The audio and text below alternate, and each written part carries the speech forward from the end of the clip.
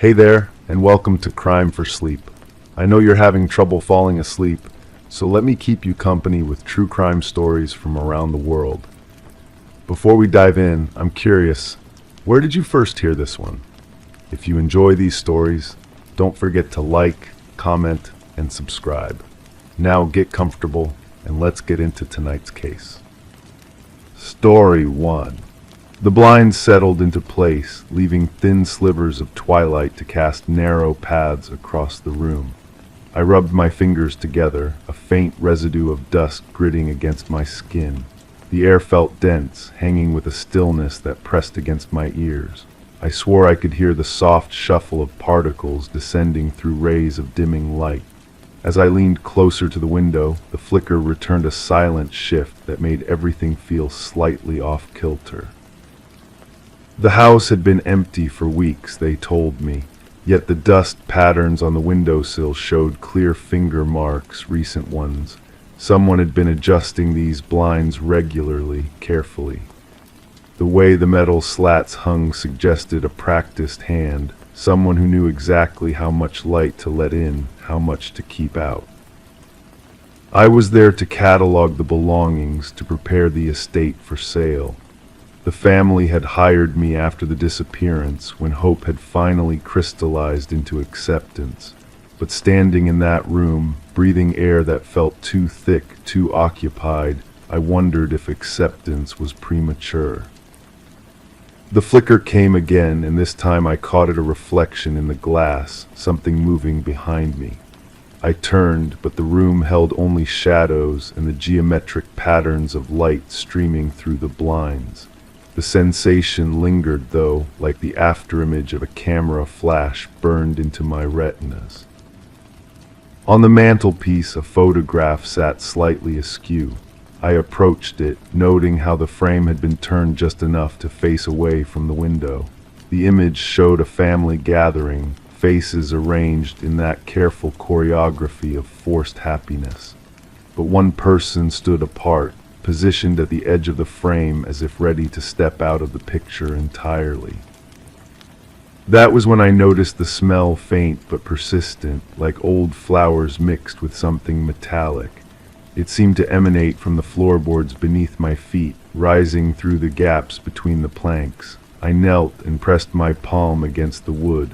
The surface felt cold, unnaturally so, as if the house itself was holding its breath. The police had searched this place thoroughly, or so I'd been told. They'd found nothing to suggest foul play, nothing to explain the sudden absence of someone who had lived here for decades.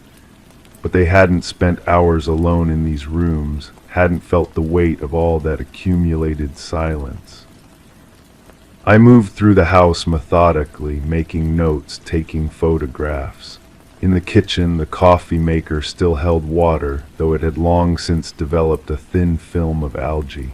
The refrigerator hummed with determined persistence, preserving food that would never be eaten. These details felt significant, though I couldn't articulate why. Upstairs, the bedroom revealed more contradictions. The bed was made with military precision, corners tucked tight, pillows fluffed and centered. But the dresser drawers hung open at varying angles, as if someone had searched through them hastily. The closet held clothes arranged by color and season, except for one empty hanger that swayed slightly in the still air. I found myself returning to that hanger repeatedly, watching its gentle movement. There was no breeze in the room, no air circulation that could account for the motion. Yet it continued its slow dance, back and forth, like a metronome keeping time to some unheard rhythm. The neighbors had offered conflicting accounts. One insisted they'd seen lights in the house well after the disappearance was reported. Another swore they'd heard music playing at odd hours, always the same song, though they couldn't quite remember the melody when pressed for details. A third claimed to have witnessed someone tending the garden, but when investigators checked, they found only weeds and neglect. These inconsistencies gnawed at me as I worked. Memory, I knew, was unreliable under the best circumstances, but the sheer number of contradictions suggested something more deliberate, as if the truth was being actively obscured. In the basement, I discovered a workbench covered with projects in various stages of completion. Wood shavings curled on the surface like question marks, and the tools hung in perfect order on a pegboard. But one space stood empty, its outline marked by the absence of dust. Whatever tool had hung there was substantial, heavy enough to leave a deep impression in the wood behind it. I ran my fingers along the empty space, trying to imagine what might have fit there. The shape suggested something with a long handle, something designed for leverage. The thought sent an uncomfortable chill through me, though I couldn't say why. Back upstairs, I found myself drawn again to the window where I'd started. The blinds had shifted slightly, allowing different patterns of light to enter the room. I was certain I hadn't touched them, yet they hung at a new angle. The dust on the windowsill showed fresh disturbances, finger marks that seemed to mirror my own. That was when I heard a sound so soft I almost missed it. Footsteps, deliberate and measured, coming from somewhere above me. But I'd already been upstairs. I'd checked every room, every closet, every possible hiding place. The house was supposed to be empty. I stood perfectly still, listening. The footsteps continued, following a familiar pattern. Someone was walking the same route I'd taken through the upper floor, pausing in the same places I'd paused, lingering over the same details that had caught my attention. My hand trembled as I reached for my phone, but before I could dial, the sound stopped. The silence that followed felt expectant, as if the house itself was waiting for my next move. I climbed the stairs slowly, each step announcing my presence to whoever might be listening. The upstairs hallway stretched before me, empty and unchanged, but the air felt different now, charged with the residue of recent occupation. In the bedroom, that empty hanger had stopped moving. It hung motionless now, as if whatever force had animated it had suddenly withdrawn. I searched every room again, more thoroughly this time. I checked behind curtains, under beds, inside wardrobes large enough to conceal a person. I found nothing, but the feeling of being observed never left me. It clung to my skin like humidity, making every breath feel labored. In the study, I discovered a journal tucked behind a row of books. The entries were sparse, cryptic, filled with observations about daily routines and behavioral patterns. The handwriting was careful, deliberate, as if each word had been chosen with particular precision. But the final entry was different, hurried, almost frantic. The pen pressed so hard into the paper that it had torn through in places. The words were difficult to decipher, but certain phrases stood out. They know I've been watching. Can't stay here anymore. The arrangement was supposed to be temporary. Arrangement, the word echoed in my mind as I photographed each page. What kind of arrangement, and with whom? I was so absorbed in the journal that I almost missed the sound of the front door opening. The hinges creaked in a way that suggested familiarity, someone who knew exactly how much pressure to apply to minimize the noise. Footsteps crossed the entryway below, moving with the confidence of ownership. From my position in the study, I could see the staircase through the doorway. A shadow moved across the wall, distorted by the angle of the light but unmistakably human. Someone was in the house, someone who had entered without hesitation, without the fumbling uncertainty of a stranger. I remained frozen, the journal still open in my hands. The footsteps moved through the downstairs rooms, following the same methodical pattern I'd used earlier. Whoever it was seemed to be conducting their own inventory, their own investigation. The sounds grew closer, and I realized they were heading for the stairs. I had perhaps 30 seconds to decide whether to confront this intruder or attempt to hide. The rational part of my mind insisted I should call for help, but something deeper urged caution. There was something ritualistic about the way this person moved through the house, something that suggested they belonged here more than I did. I closed the journal and slipped it into my jacket pocket, then positioned myself behind the study door. Through the crack between the hinges, I could observe the hallway without being seen. The footsteps reached the top of the stairs, and a figure emerged into view. They moved with purpose, checking each room with the efficiency of someone conducting a familiar routine. When they reached the bedroom, they paused at the dresser, closing each of the open drawers with careful precision. They adjusted the empty hanger in the closet, setting it into motion with a gentle push. But it was their face that unsettled me most. They wore an expression of profound sadness, as if they were saying goodbye to something precious. Their movements held a tenderness that contradicted everything I'd assumed about the situation. They made their way toward the study, and I pressed myself deeper into the shadows behind the door. Through the narrow gap, I watched as they entered the room and went directly to the bookshelf where I'd found the journal. Their hand moved to the exact spot, feeling for something that was no longer there. The realization hit me like a physical blow. This person wasn't an intruder. They were the author of the journal, the one who had been living in this house, maintaining it, caring for it, long after its official occupant had vanished. The arrangement mentioned in the final entry, it involved them. But if they were here, if they had been here all along, then what had happened to the person who was supposed to be missing? And why had they allowed the world to believe in a disappearance that might never have occurred? The figure turned toward the door, and for a moment I thought they might have sensed my presence. But instead, they moved to the window and adjusted the blinds, creating those same careful slivers of light I'd noticed when I first arrived. The gesture was practiced, automatic, the action of someone who had performed it countless times. They stood there for a long moment, looking out at the gathering darkness. Then they spoke, so quietly I almost missed the words, "I know you're here." My blood went cold. I remained motionless, barely breathing, but they continued. "I've been watching you watch this place. You're not the first one they've sent." The implications crashed over me in waves. How long had they been observing me? And what had happened to the others who had come before? They turned from the window and walked directly to where I was hiding.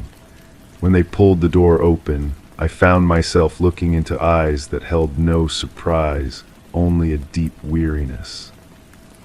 "The family hired you," they said. It wasn't a question. I nodded, my voice trapped somewhere in my throat. "They hired the others too, each time hoping someone would find what they wanted to find, but the truth isn't what they think it is." "What is the truth?" I managed to ask. They smiled then, but it was the saddest expression I'd ever seen. "The truth is that some people choose to disappear, and some people choose to help them."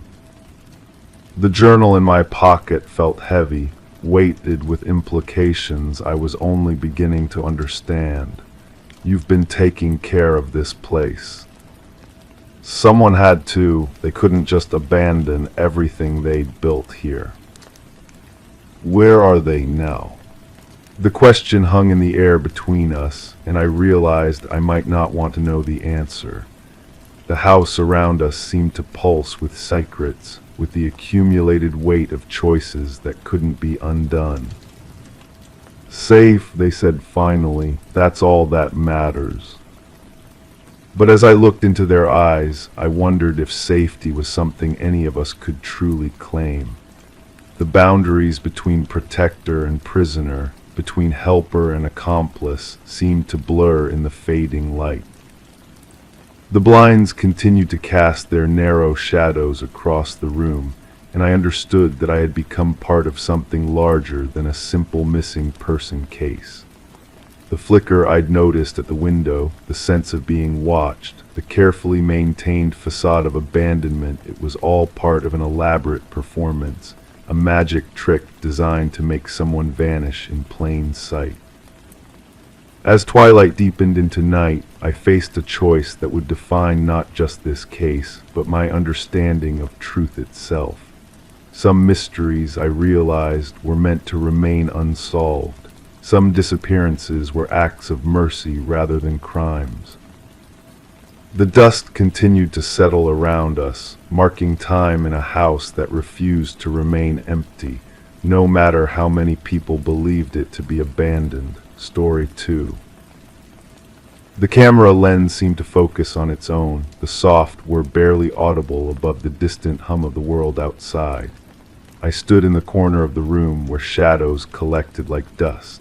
Even as the room remained motionless, a draft unsettled the edge of the curtains, teasing them from their rest. Not a single item on the desk had shifted, yet an intangible imbalance gnawed at the air. An eerie tension threaded through each silent second. Suddenly the lens clicked, unprompted, capturing an empty frame. But the ground outside was marred by prints that hadn't been there before. My fingers traced the camera's metal body, still warm from the automatic flash. The weight of it felt familiar, though I couldn't remember when I'd last held it. The sensation pulled me backward into a memory that might have been a dream. I was standing in another room, similar light, different shadows. She had been sitting at the edge of the bed, her back to me, shoulders curved inward like a question mark. The investigator's notebook lay open beside her, pages filled with my handwriting, words I didn't remember writing. "You keep coming back to the same details," she had said without turning around. The camera, the footprints, the way the light fell across the floor. Had she said that, or was it someone else? The memory shifted, reformed itself into something slightly different. Now she was standing by the window, now sitting in the chair by the door. The notebook remained constant, its pages yellowed at the edges, ink bleeding slightly where my pen had pressed too hard. The case file sits on my kitchen table now, though I don't recall bringing it home. Coffee rings stain the manila folder. Inside, photographs arranged in no particular order. The camera captured things I don't remember seeing. Angles that suggest I was crouching, lying down, pressed against walls. Perspectives that feel foreign to my body. In one photograph, a shadow falls across a hardwood floor. The shadow is human-shaped but distorted, stretched by afternoon light into something unrecognizable. I study the image until my eyes water, trying to match it to a memory of being in that room, casting that shadow. Nothing comes. The prints outside were size 9. I wear size 11. This detail appears in my notes repeatedly, underlined, circled, connected to other observations with arrows that lead nowhere. My handwriting grows increasingly erratic across the pages, as if my certainty was dissolving with each word. Interview transcript, though I don't remember conducting interviews. She mentioned the camera several times. What about it specifically? The way it seemed to operate independently, she felt watched by it. Did she say who might have been operating it? No, she insisted it was automatic, but the timing was too precise for coincidence. The voice asking questions sounds like mine, but flattened by poor recording quality. The responses come from someone whose voice I almost recognize. Almost. I return to the room where the lens clicked. The curtains hang differently now, or perhaps the light has changed. The desk remains undisturbed, its surface reflecting the window's pale rectangle. I position myself in the corner again, trying to recreate the moment, but the shadows have shifted. They no longer collect where I stand. The camera sits where I left it, though its position seems slightly altered. The lens cap lies beside it, and I can't remember removing it. Through the viewfinder, the room appears smaller, more intimate. The automatic focus engages with that same soft whir, settling on empty space near the doorway. Someone had been standing there, not when I took the photograph, but before or after. The certainty of this knowledge unsettles me, though I cannot trace its source. Perhaps it's the way the light falls differently in that spot, as if interrupted by an absent presence. Perhaps it's something else entirely. My notes mention a conversation with a neighbor. No name given, just a description. Elderly, observant, prone to watching from windows. According to my handwriting, this person claimed to have seen unusual activity. Lights turning on and off in patterns. Figures moving past windows at odd hours. The cameras flash illuminating rooms that should have been empty. But when I try to remember conducting this interview, I find only fragments. A porch with peeling paint, the smell of old coffee, a voice that wavered between certainty and doubt, much like my own thoughts now. The timing was always wrong, my notes quote this nameless neighbor. The lights would come on just after she left for work, go off just before she returned, like someone was learning her schedule. Below this in different ink I've written, but she worked irregular hours, no consistent schedule to learn. The contradiction sits on the page without resolution, like so many others scattered throughout the file. Facts that cancel each other out, leaving only questions that multiply in the spaces between certainty and doubt. The photograph of the shadow troubles me most. I've studied it for hours, days perhaps, trying to understand its distortion. The angle suggests the light source was low, possibly artificial, but the quality of illumination looks natural, like late afternoon sun streaming through west-facing windows. I remember now, or think I do, standing in that room as the light changed. The shadow moved across the floor like a sundial marking time, but the movement felt wrong somehow. Too fast or too slow, I can't recall which, just wrong in a way that made my skin crawl. The camera had been set to automatic then too. I'd positioned it on a shelf, aimed at the area where the shadow fell, hoping to capture some evidence of the distortion I was witnessing. But when I reviewed the images later, I found only that single photograph. One frame of a shadow that might have been mine, might have been someone else's, might have been nothing more than a trick of light and lens. The prints outside lead from the street to the house, then disappear at the threshold. No corresponding prints lead away. In my notes, I've calculated the stride length, noted the wear pattern on the sole, sketched the distinctive tread design. All details that point toward someone specific, someone real, yet the trail ends as abruptly as it begins. I've walked that path myself, measuring my steps against the impressions in the soft earth. My gait is different, longer, more hesitant. These prints suggest confidence, purpose, familiarity with the route, someone who belonged there or believed they did.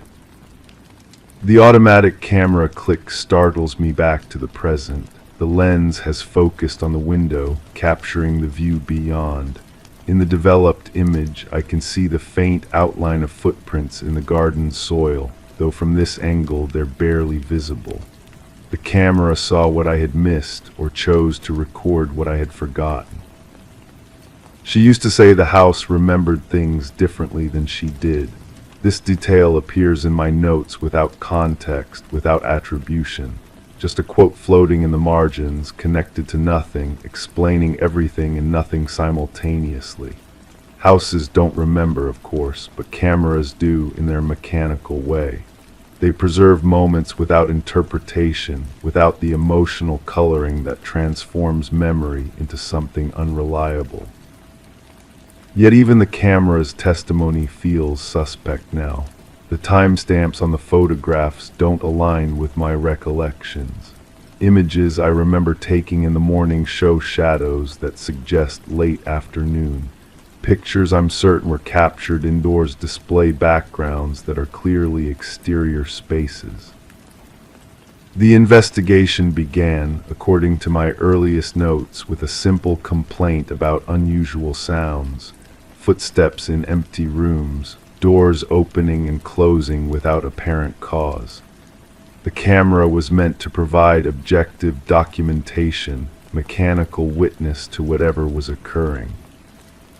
Instead, it became part of the mystery, its automatic functions engaging at moments that seemed significant but proved meaningless. Its lens capturing angles I hadn't intended, perspectives that felt voyeuristic, invasive, as if someone else was guiding its operation, using it to document something I couldn't see. The developed photographs form a narrative I don't recognize, a story told in fragments, each image raising more questions than it answers. The shadow on the floor, the empty doorway, the footprints that led nowhere, the curtains moving in still air, pieces of a puzzle that don't fit together or fit together in ways I can't comprehend. I find myself returning to the room where it all began, though I'm no longer certain what it refers to. The investigation, the unusual occurrences, the gradual dissolution of my certainty about what was real and what was imagined. The camera sits silent now, its automatic functions dormant, but I can feel its potential energy, like a held breath waiting to be released. The lens reflects my approaching figure, distorting my features into something unfamiliar. For a moment, I don't recognize the person looking back at me. The case file grows thicker with each visit, though I'm not sure I'm adding anything meaningful to it. More photographs that document nothing, more notes that contradict previous observations, more questions that spiral inward toward a center that may not exist. The prints outside have been disturbed by rain, by wind, by the passage of time. They're fainter now, less distinct, though still visible to eyes that know where to look. I've made plaster casts, taken measurements, photographed them from every angle, but the evidence they represent remains elusive, pointing toward conclusions I can't quite reach. In my most recent notes, I've begun to question my own role in these events. The handwriting analysis I conducted suggests multiple authors, though the variations might simply reflect my changing mental state as the investigation progressed or regressed. The distinction has become unclear. The camera clicks again, unbidden. This time it captures my reflection in the window glass, superimposed over the view of the garden beyond. In the developed image, I appear translucent, ghostly, as if I'm the one who doesn't quite belong in this space. Perhaps that's the truth I've been circling around without recognizing. Not that someone else was present in these rooms, but that I was absent from them. Not that the camera was documenting an intruder, but that it was documenting the absence of the person who should have been there. The investigation ends where it began, with more questions than answers. The camera sits silent in the corner where shadows collect like dust. The curtains hang still in the absence of any draft. The desk remains undisturbed, its surface reflecting nothing but empty light. But the prints outside remain, fading but persistent, evidence of someone's presence or someone's absence, proof of something that happened or something that didn't. The camera will continue its mechanical witnessing, capturing frames of empty rooms and vacant doorways, building an archive of nothing that somehow adds up to something I can't name. I close the case file, though I know I'll open it again. The questions it contains have become part of me now, embedded in my thoughts like shadows that shift and change but never disappear. The truth, whatever it was, has dissolved into fragments of memory and mechanical testimony, leaving only the weight of uncertainty and the soft whir of a lens focusing on emptiness. The camera clicks one final time as I leave the room. I don't turn back to see what it has captured. Story 3. It sat on the kitchen counter every morning, an envelope addressed to no one, simple and unassuming. At first I presumed it was some forgotten relic, a leftover from the weekly mail, perhaps. Every day it lay there undisturbed, as if waiting for its time. But last Monday its corner was folded, a small crease that hadn't been there before. By Wednesday, a faint smudge appeared on its surface. This morning the envelope is in the same spot, pristine once again, untouched, but I swear it feels heavier now, as if it's hiding something just beneath the seal.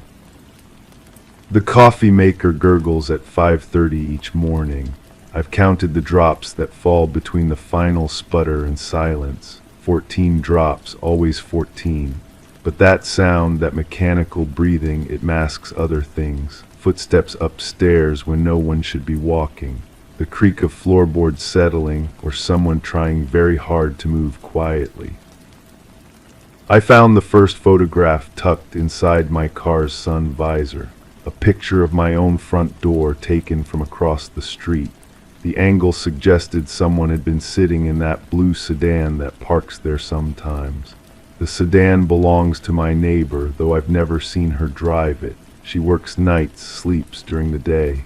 At least, that's what I assumed. The envelope never moves when I'm watching it directly. Only when I turn away, when I'm washing dishes or staring out the window at that same blue sedan. When I look back, it might be turned slightly or shifted an inch to the left. Such small changes that I question my own memory. My neighbor has kind eyes but nervous hands. She fidgets with her keys, drops them twice before unlocking her door.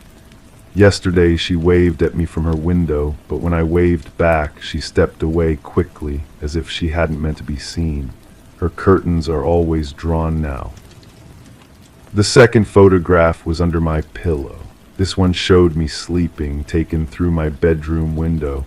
The quality suggested a decent camera, someone who knew what they were doing. I checked the window locks 3 times that night, but they'd never been broken. The screen was intact, no footprints in the flower bed below. I started leaving the envelope alone, pretending not to notice it, but pretending requires constant attention. I found myself glancing at it more, not less. The white paper seemed to pulse in my peripheral vision, demanding acknowledgement I refused to give. The woman at the grocery store asked if I was feeling well. I must have looked tired. She mentioned seeing me walking around my house at odd hours, checking windows, looking over my shoulder. I don't remember walking around my house. I sleep heavily, always have. But my shoes were muddy that morning, dirt on the soles that matched the soil around my foundation. There's a pattern to the sedan's appearances. It arrives when I leave for work, disappears during lunch, returns as evening settles. The timing is too precise to be coincidental. Someone is tracking my routine, learning my habits, but when I tried to approach the car, it was always empty, doors locked, interior clean except for a coffee cup in the holder. Still warm. The envelope opened itself. Not dramatically. I came downstairs one morning and found it sitting there, flap lifted just enough to reveal darkness inside. No torn edges, no violence to the paper, as if it had simply decided its time had come. Inside, my own handwriting on a piece of paper I don't remember touching. Words in my script formed by my hand, but speaking thoughts I've never consciously had. The message was simple. She knows you're watching her too. My neighbor's name is written in my address book, though I don't recall adding it. Her phone number is there as well in my careful penmanship. When I called, the number was disconnected. When I knocked on her door, no one answered, but I could hear movement inside. Soft sounds like someone packing, preparing to leave. The photographs multiplied. In my mailbox, taped to my bathroom mirror, slipped between the pages of books I was reading. All of them showed me engaged in activities I couldn't remember.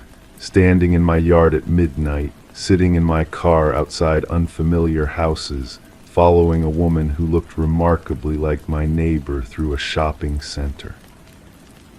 I found binoculars in my closet, expensive ones still in their case. The receipt was tucked inside, dated recent enough to be troubling, signed with my name in handwriting that wavered between familiar and foreign. The purchase was made during a lunch break I spent at my desk, eating a sandwich and reading emails.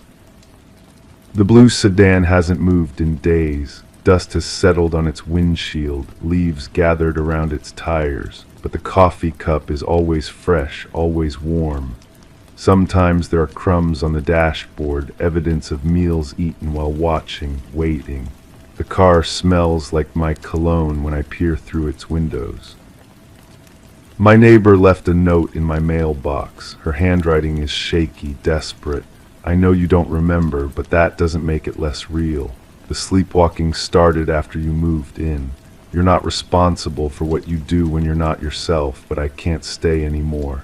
The envelope will tell you everything you need to know. Check the basement. I don't have a basement. But there's a door behind my water heater I've never noticed before, painted the same color as the wall, nearly invisible unless you're looking for it. The handle turns easily, as if it's been used recently. Steps lead down into darkness that smells of earth and something else, something organic and patient. The photographs are down there, hundreds of them, arranged on tables like evidence in an investigation.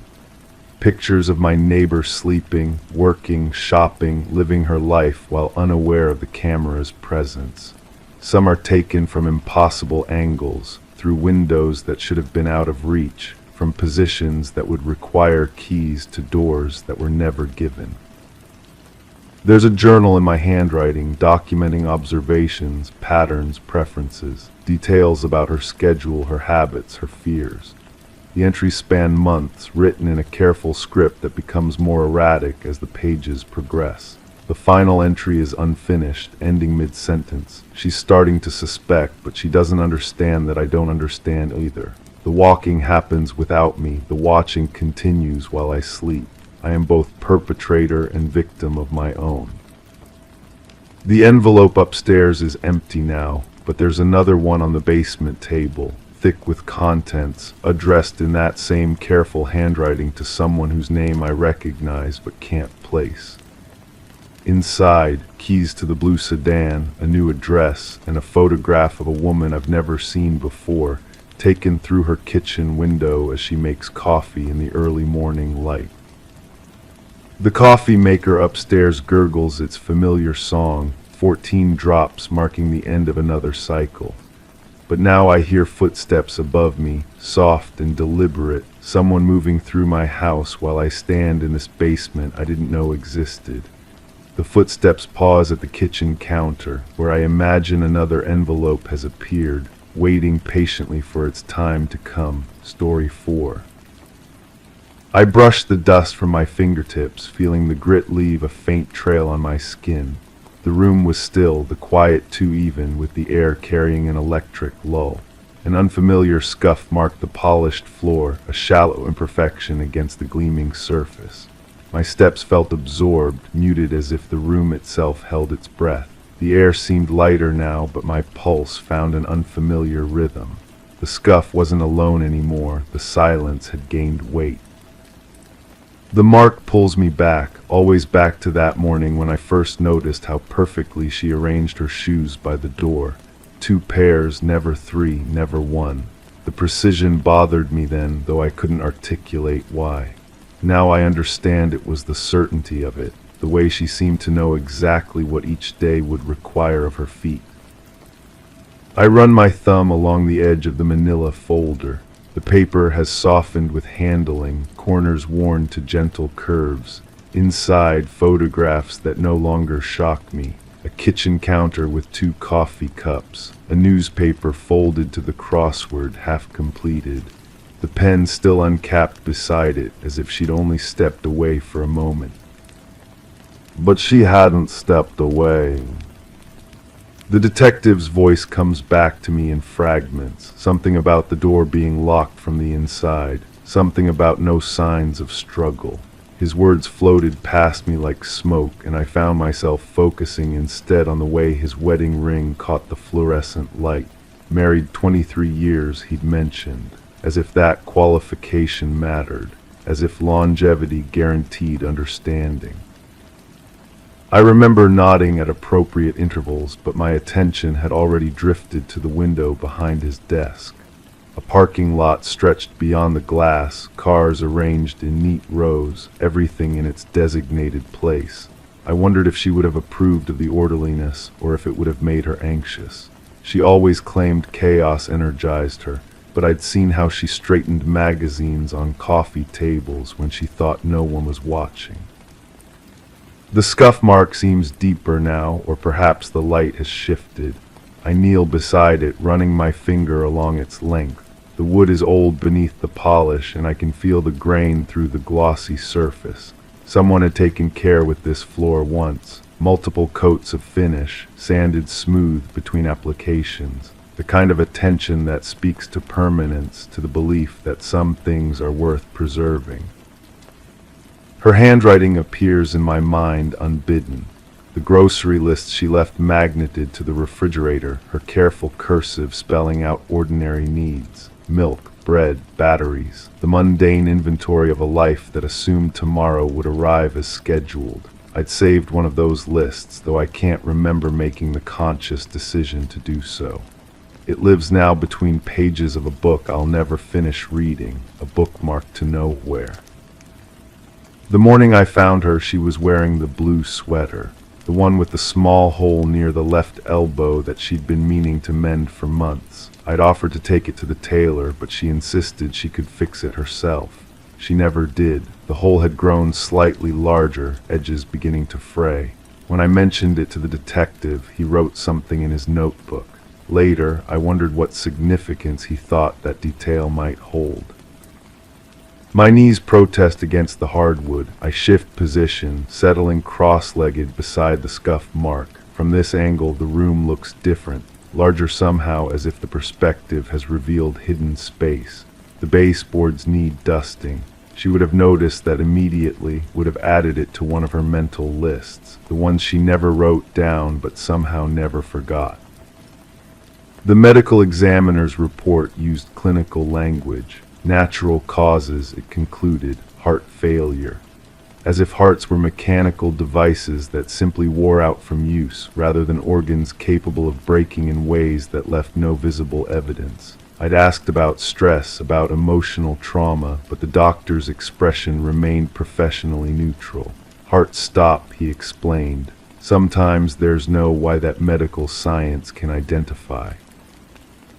But I keep returning to the coffee cups.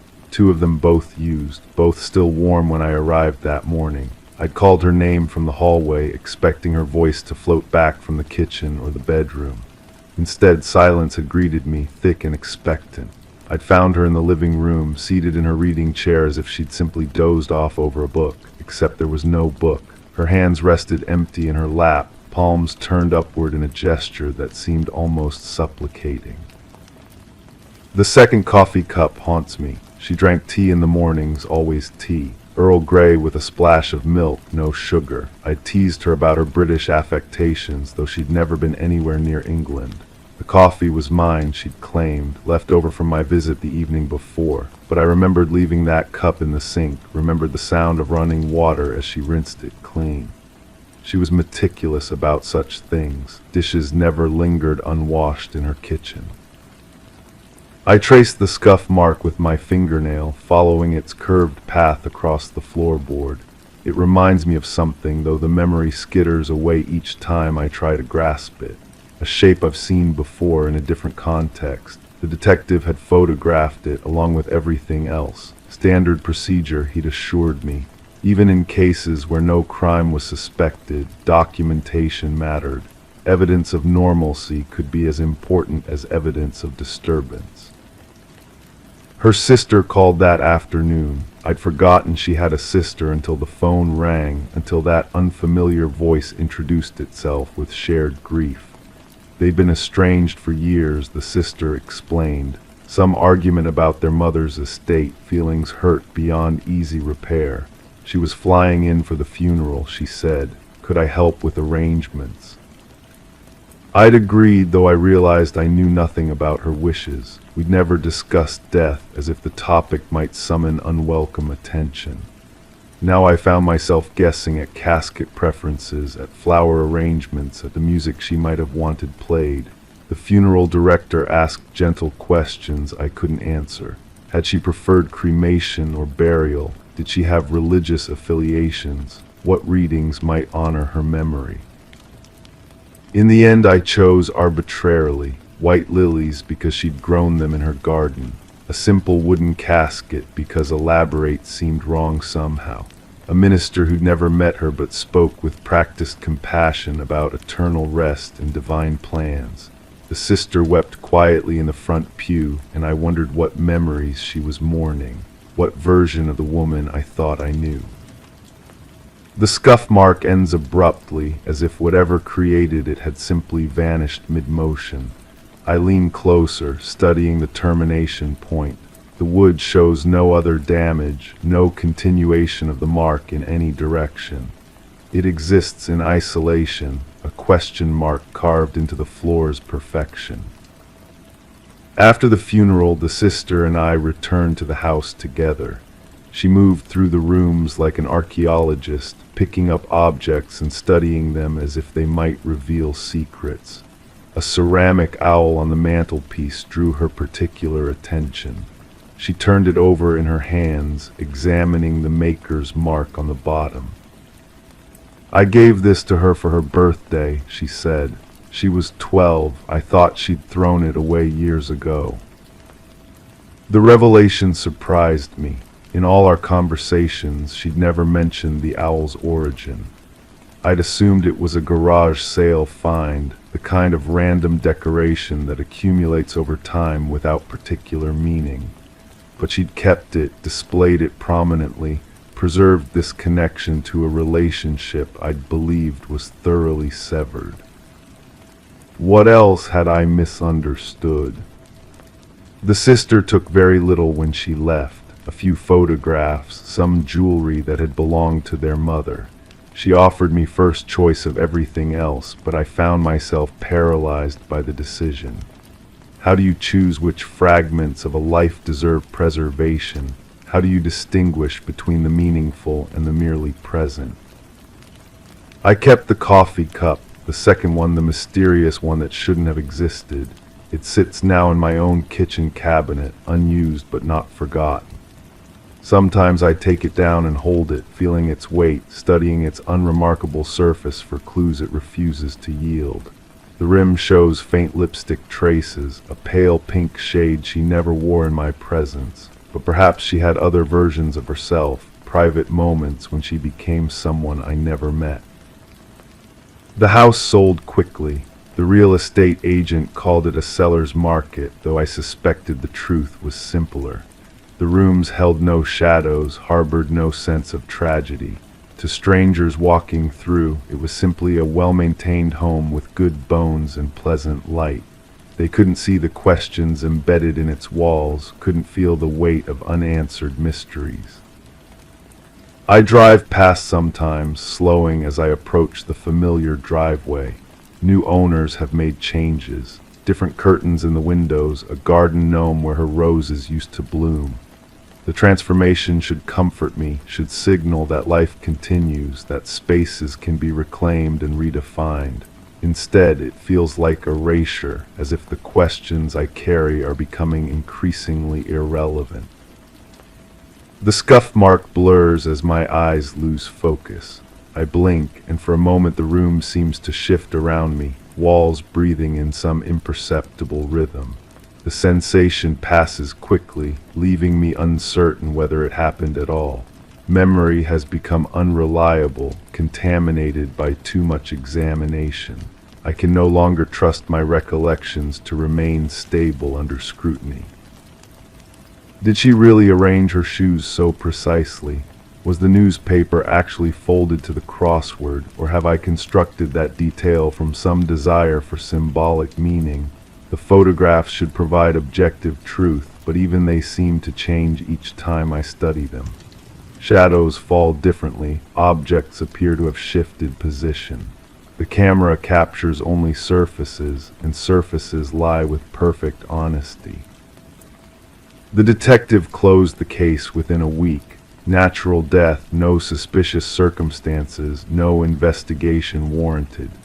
He returned her personal effects in a cardboard box, items that had seemed significant in the context of potential crime but revealed themselves as mundane when stripped of that possibility.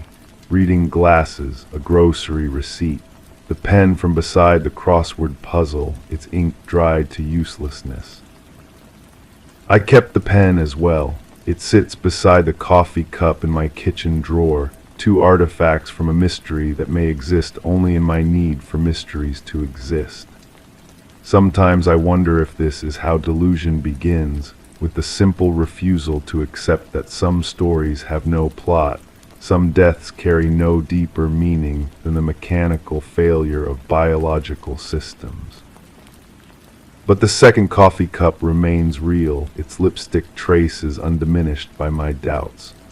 Someone sat in her kitchen that morning, someone who drank coffee instead of tea, someone who wore pale pink lipstick and left no other trace of their presence. The rational explanations feel increasingly hollow, a neighbor dropping by unannounced, a maintenance worker she'd forgotten to mention. A version of herself I never knew, experimenting with different beverages and cosmetic choices. None of these possibilities satisfy the ache in my chest, the sense that I've missed something crucial, that the truth hovers just beyond my ability to perceive it. I've become a detective investigating a crime that may not have occurred, gathering evidence for a case that exists only in the space between what I know and what I need to understand. The scuff mark has become my talisman, my physical connection to questions that have no physical form. I return to this room because it holds the mark, and the mark holds the possibility that something happened here, something that left its signature in scarred wood and disturbed silence. Whether that something was significant or trivial, benign or threatening, remains hidden in the gap between observation and comprehension.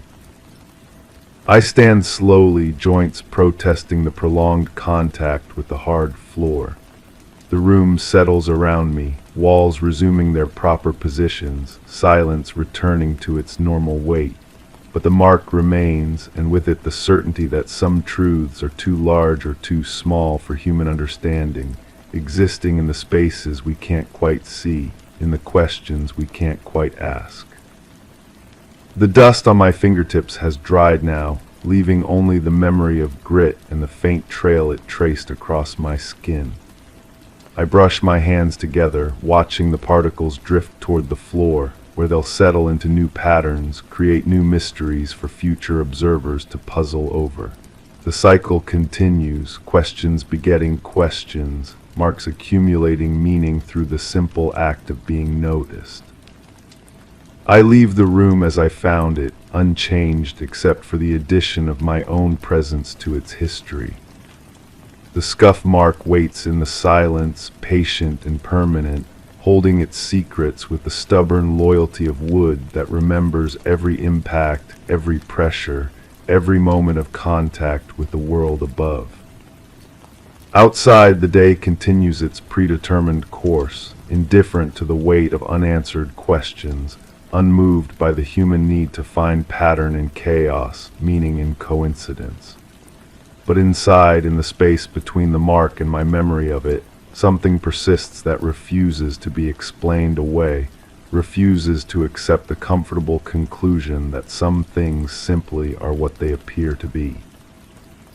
The coffee cup waits in my kitchen drawer, and I know that tonight, like every night, I'll take it down and hold it, searching its surface for answers it will never provide, grateful for the questions it continues to ask. Story 5. The air stilled as I blew out the last candle. The faint scent of burnt wick lingered, a subtle reminder of the flame's recent existence. My fingers brushed the wax-stripped holder, which had grown cool too quickly. In the quiet, my pulse became the only rhythm, but it was offbeat, uncertain. A distant rustle reached my ears, softer than the night's breeze, though nothing had moved. My skin prickled in the silence, and the dim room felt unfamiliar, as if the shadows were holding their breath. Something didn't quite align with the darkness anymore. The photograph had been there when I arrived, not placed deliberately, just forgotten between the pages of a book I'd never seen before. Her face stared back at me with eyes that seemed to know something I didn't. The paper felt thin between my fingers, older than it should have been. I remember thinking she looked familiar, though I couldn't place where I might have seen her. I keep returning to that moment in the kitchen. The way the coffee mug shattered against the floor without warning. No one had touched it. I was standing 3 feet away, watching steam rise from the surface when it simply fell. The pieces scattered in a pattern that reminded me of something, though I can't say what. The sound echoed longer than it should have in such a small space. She called that evening. Her voice carried a tremor I'd never heard before. She spoke about dreams that felt too real, about waking up with dirt under her fingernails. I listened to her breathing between words, shallow and quick. When I asked if she was alone, the line went quiet for so long I thought the call had dropped. Then she whispered yes, but I heard footsteps in the background. The basement door was open again. I know I locked it. The hinges don't creak the way they used to. Someone must have oiled them recently. When I descended the wooden steps, each one groaned under my weight except the 7th from the top. That one stayed silent, as if it had been replaced. The air below smelled different, cleaner somehow, like someone had been scrubbing. I found her journal wedged behind the radiator. The pages were damp and some of the ink had run, making certain words impossible to read. What remained told fragments of a story I didn't recognize. She wrote about watching someone through windows, about following at a distance that felt safe. The entries stopped abruptly in the middle of a sentence about trust being a luxury she couldn't afford. The neighbor mentioned seeing lights in my house when I was away. She described them as moving from room to room in a pattern, like someone was searching. I told her it must have been reflections from passing cars, but she shook her head. These were inside lights, she insisted, and they stayed on for hours. She asked if I'd given anyone a key, and I realized I couldn't remember all the copies I'd made over time. There's a stain on the living room carpet I don't remember making. It's roughly circular, about the size of a dinner plate, darker than the surrounding fibers. When I press my palm against it, the material feels different, stiffer. I've tried various cleaners, but nothing lifts it completely. Sometimes I catch myself staring at it, wondering if it was always there, and I simply never noticed. The police officer who came to take my statement had kind eyes, but kept glancing toward the stairs. He asked about my relationship with her, how long we'd known each other, whether we'd argued recently. I answered honestly, though my words felt hollow as I spoke them. He wrote everything down in a small notebook, his pen scratching against the paper with unusual force. I dream about water now, not drowning, just water everywhere, rising slowly around my ankles, then my knees. In these dreams, I'm always searching for something I've lost, reaching into murky depths where my hands find nothing but cold emptiness. I wake with my sheets damp and twisted, though the room is never warm enough to cause such sweating. Her sister arrived on a morning when the fog hung low between the houses. She had the same eyes but harder features, as if life had worn away the softness. She asked to see her room to collect some belongings. I watched her move through the space, touching objects with careful fingers, pausing at the window that faced the woods. She mentioned finding letters that weren't addressed to anyone, just words on paper that seemed like confessions. The floorboard in the hallway has started to warp. It rises slightly above the others now, creating a small ridge that catches my toe when I'm not paying attention. Underneath, something shifts when I walk over it, a soft sliding sound like sand in a container.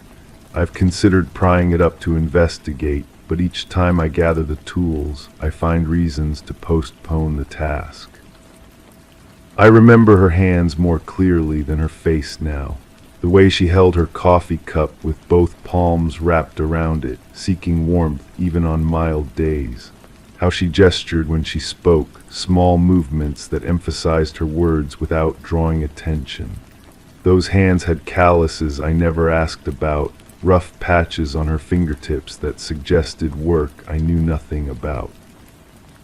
The phone rings at irregular intervals, always when I'm settling into sleep or just waking.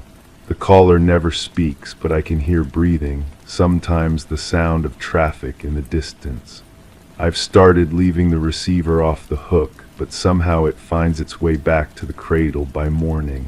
The dial tone becomes a lullaby I've grown to expect. In her closet, I discovered clothes that didn't belong to her. A jacket too large for her frame, shoes in a size she never wore. They smelled like someone else, a cologne I couldn't identify mixed with something earthier. When I mentioned this to the investigator, he made a note but seemed unsurprised, as if such discoveries were common in cases like hers. The mirror in the bathroom reflects differently now, not distorted exactly, but the angles seem wrong somehow. My face appears longer, my eyes set deeper than I remember. I've considered replacing it, but I'm afraid the problem isn't with the mirror itself. Sometimes I catch movement in my peripheral vision, but when I turn to look directly, there's nothing unusual to see. She used to leave notes for herself, small reminders stuck to the refrigerator or tucked into books. After she disappeared, I found dozens of them hidden throughout the house. Most were mundane grocery lists or appointment reminders, but some contained warnings written in her careful handwriting, advice to herself about staying alert, about trusting instincts over explanations. The garden shows signs of recent digging, though I don't remember disturbing the soil. The earth is loose in patches, darker where it's been turned. New growth has appeared, plants I didn't seed that seem to thrive despite the poor conditions. Their roots must run deep to find nourishment in ground that should be barren. I've begun to question my own memory. Events I was certain about now seem less clear, details shifting when I examine them closely. Did she really call that night, or did I dream the conversation? Was the photograph actually in the book, or did I place it there myself and forget?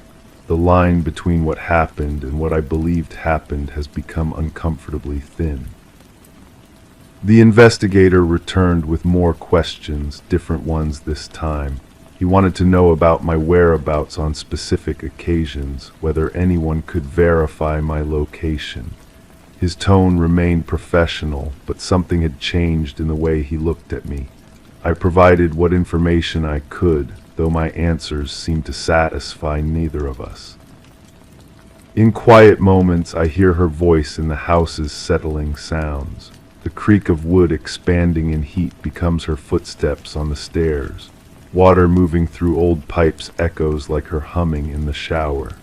I've learned to distinguish between the sounds the house has always made and these new ones that carry emotional weight I can't explain. The final entry in her journal was different from the others. The handwriting was rushed, less controlled, as if she'd been writing quickly or under stress. She mentioned feeling watched, being followed by someone who stayed just out of sight. but the last line suggested she might know who it was. That recognition was dawning even as fear grew stronger. I found myself standing in the basement again, though I don't remember walking down the stairs. My hands were dirty, soil embedded under my fingernails just like she'd described in that phone call.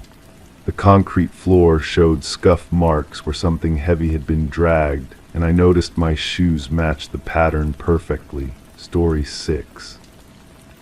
The hands of the kitchen clock were poised between numbers, caught in a moment of indecision. I stood in the dim light of the room, feeling the press of silent expectation around me.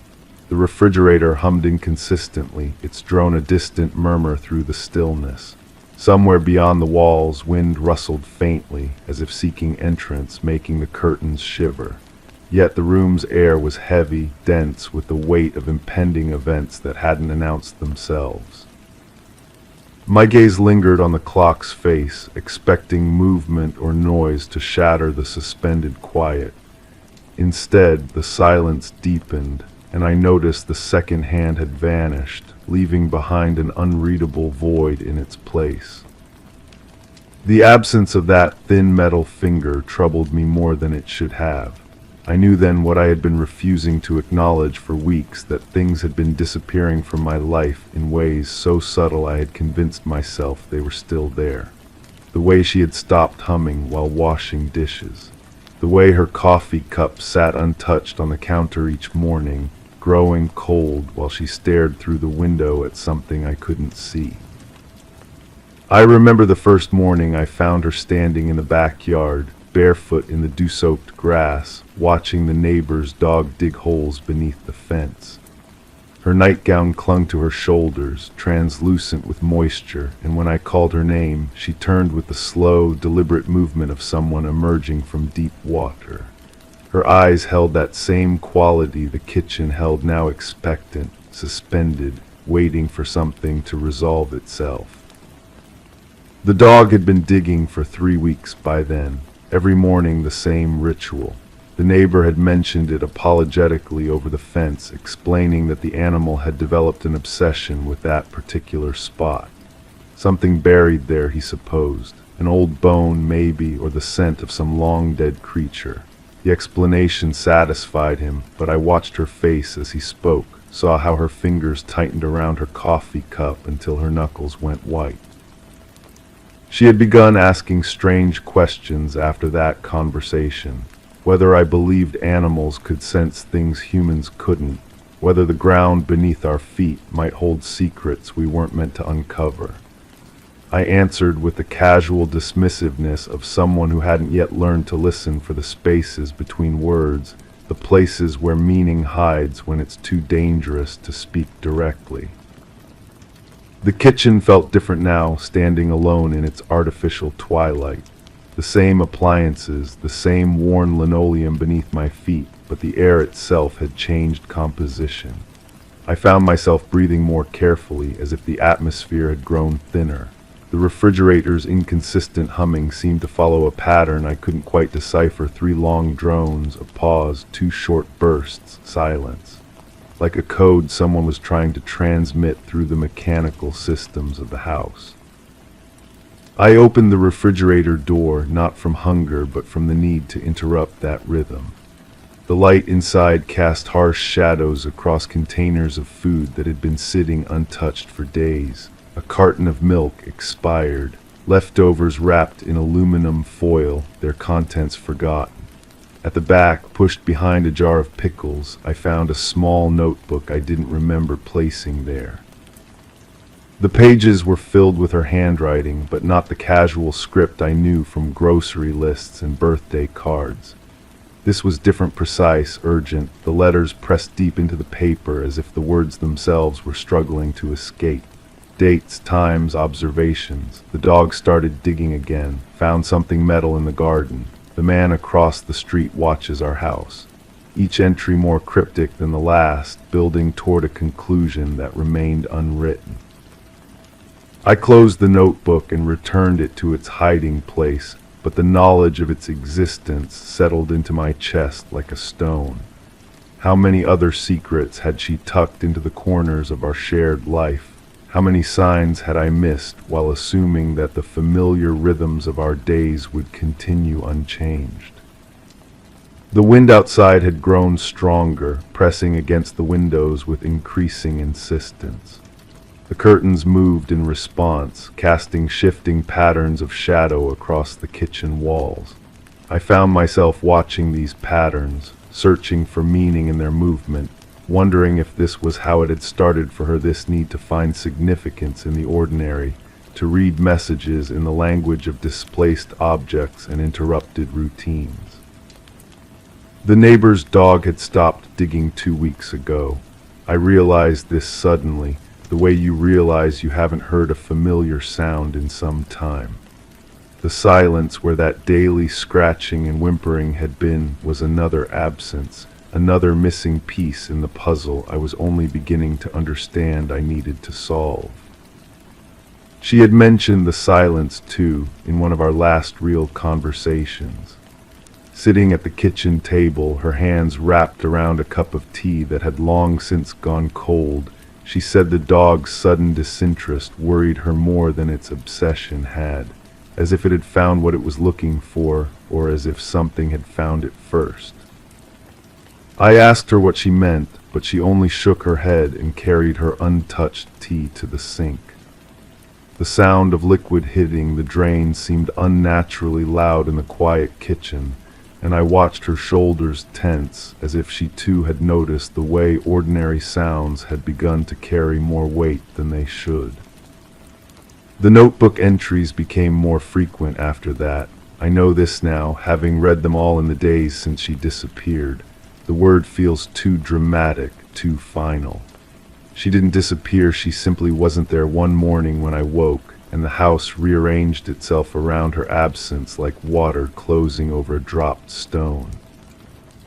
Her coffee cup still sits on the counter, unwashed. I've moved it several times, thinking I should clean it, put it away, acknowledge that she won't be returning to finish what she started. But each time I lift it, the weight feels wrong in my hands, too light or too heavy, and I find myself setting it back in exactly the same spot. The ring of dried coffee beneath it has become a kind of landmark, proof that something real existed here before everything became uncertain. The police asked practical questions when I finally called them. How long had she been gone? Had there been arguments, financial troubles, signs of depression? I answered as best I could, but the questions felt like attempts to fit her absence into familiar categories, to make it ordinary and explainable. They couldn't understand that the mystery wasn't in her leaving, but in how long it had taken me to notice she was already gone. I think about the dog sometimes, how it knew to dig in that exact spot beneath the fence, how it worked with such focused determination, as if following instructions only it could hear. The neighbors said they never found anything when they finally filled in the holes, just dirt and roots and the occasional earthworm. But maybe the dog wasn't looking for something buried. Maybe it was trying to bury something instead. The kitchen clock still shows the same impossible time, its hands frozen between numbers like a question that forgot its own answer. I've grown accustomed to its silence, the way I've grown accustomed to the empty coffee cup and the notebook hidden behind the pickles. These objects have become my companions, more reliable than memory, less demanding than hope. Sometimes I catch myself standing in the backyard at dawn, looking down at the filled-in holes beneath the fence. The grass has grown back unevenly, leaving patches of different shades of green like a map of something that was disturbed and then concealed. I understand now why she used to stand there in her nightgown, watching and waiting. The ground holds its secrets close, but it can't hide the fact that it's been keeping them. The refrigerator continues its coded humming, and I've stopped trying to decipher its meaning. Some messages aren't meant to be understood, only acknowledged. Like the way she used to hum while washing dishes, a melody I never learned to recognize but somehow always knew when it stopped. I found another notebook yesterday, this one tucked inside a pillowcase that smelled faintly of her shampoo. The entries were different, longer, more detailed, written in a hand that seemed to tremble with either excitement or fear. She had been watching the neighbor's house, documenting the comings and goings of people she didn't recognize. Cars that arrived after midnight and left before dawn. Sounds from the basement that didn't match the rhythm of normal household activities. The final entry was a single line. The dog knows what I know now. I closed the notebook and held it against my chest, feeling the weight of her words pressing into my ribs. Outside, the wind had picked up again, rattling the windows with the persistence of someone trying to get inside, or maybe someone trying to get out. The kitchen feels smaller now, as if the walls have been moving closer together while I haven't been paying attention. The refrigerator's humming has changed too, become more urgent, more insistent. 3 long drones, a pause, 2 short bursts, then something new, a series of rapid clicks like Morse code or fingernails tapping against glass. I stand in the dim light, surrounded by the accumulated evidence of a mystery I'm no closer to solving than I was when I first noticed the missing second hand. The coffee cup, the notebooks, the filled-in holes, the coded messages from appliances that shouldn't know how to speak. Each piece significant, each connection tentative, each conclusion leading only to new questions. The curtains move again, casting their shifting shadows across the walls, and I find myself thinking about the neighbor's dog, how it dug with such purpose, such certainty, how it stopped so suddenly, as if its work was finished, or as if something had convinced it to abandon the task. I wonder if it dreams about what it found down there in the dark earth, or if it's learned to forget the way I'm learning to remember. The hands of the kitchen clock remain poised between numbers, caught in their moment of eternal indecision. I stand in the dim light of the room, feeling the press of silent expectation around me, and I know now that some questions create their own answers simply by being asked. The second hand is still missing, leaving behind that unreadable void in its place. But I understand finally that the void itself is the message, not an absence, but a presence too subtle for ordinary sight, too important for ordinary time. Story 7. It wasn't the first time the mail had gone unread. An unopened stack lay neatly on the entryway table, collecting dust instead of attention. The clock chimed its regular hours, but the sound seemed flatter now, as if it expected no response. The curtains remained drawn, preserving a comfortable dimness that matched the muted tones of the walls. Outside, the world continued with its usual pace, unaware of the stillness that rested here. My footsteps were careful, avoiding the creaks I knew too well. As I poured another cup of coffee, the aroma filled the room, a familiar cover for the silence. I noticed the back door was slightly ajar, but I didn't pull it shut. After all, some things were better left open. The coffee cup warmed my palms as I stood in the kitchen, watching steam rise and dissipate. Through the gap in the back door, I could hear the neighbor's dog barking at something unseen. The sound came in rhythmic bursts, then stopped abruptly. I wondered what had caught its attention, then decided I didn't want to know. The house felt different now, not abandoned exactly, but waiting. The furniture remained in its familiar arrangement, yet everything seemed positioned for an audience that would never arrive. I ran my finger along the kitchen counter, collecting a thin layer of dust that hadn't been there before, or perhaps it had, and I simply hadn't noticed. I found myself drawn to the stack of mail again. The envelopes were mostly white, with a few manila ones mixed in. Official-looking documents, bills that would eventually require attention, advertisements for services no longer needed. The top envelope bore a return address I recognized but couldn't quite place. The handwriting was careful, deliberate, the kind that suggested the writer had taken time to consider each letter. The floorboards creaked as I shifted my weight, a sound that seemed amplified in the stillness. I had learned to navigate this house like a dancer, knowing which spots would announce my presence and which would allow me to move undetected. Old habits, I supposed. Some patterns become so ingrained they outlast their purpose.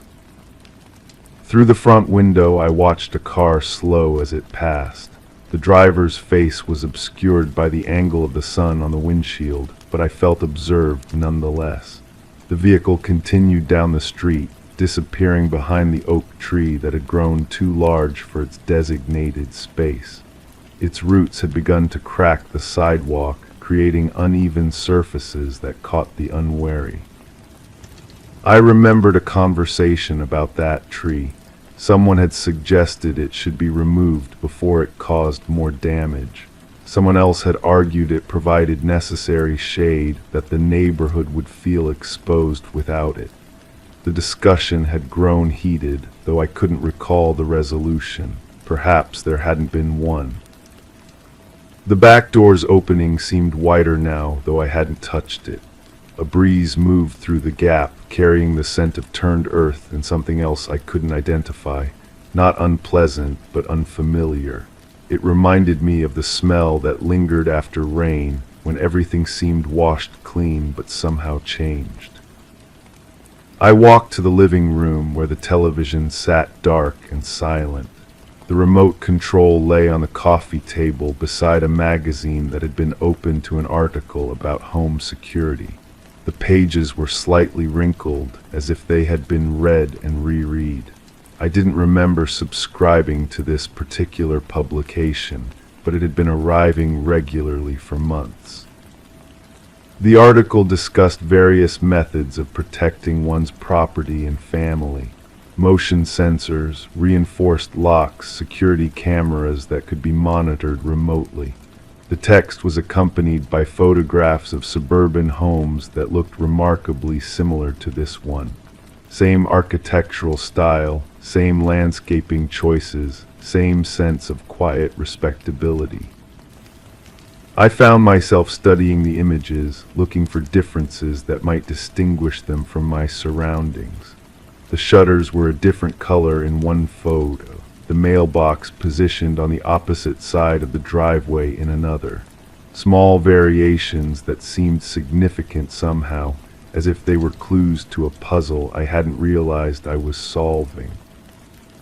The telephone rang, its shrill tone cutting through the silence like a blade.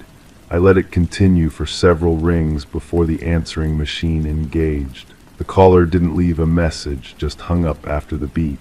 This had been happening frequently, these silent calls that arrived at irregular intervals. I had stopped answering, preferring to screen each attempt at contact. The machine's red light blinked steadily, indicating previous messages I hadn't yet reviewed. I pressed the playback button and listened to a series of brief recordings.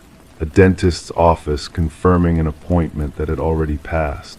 A charity requesting donations for a cause I didn't recognize. A voice I should have known but didn't, asking me to call back about something important.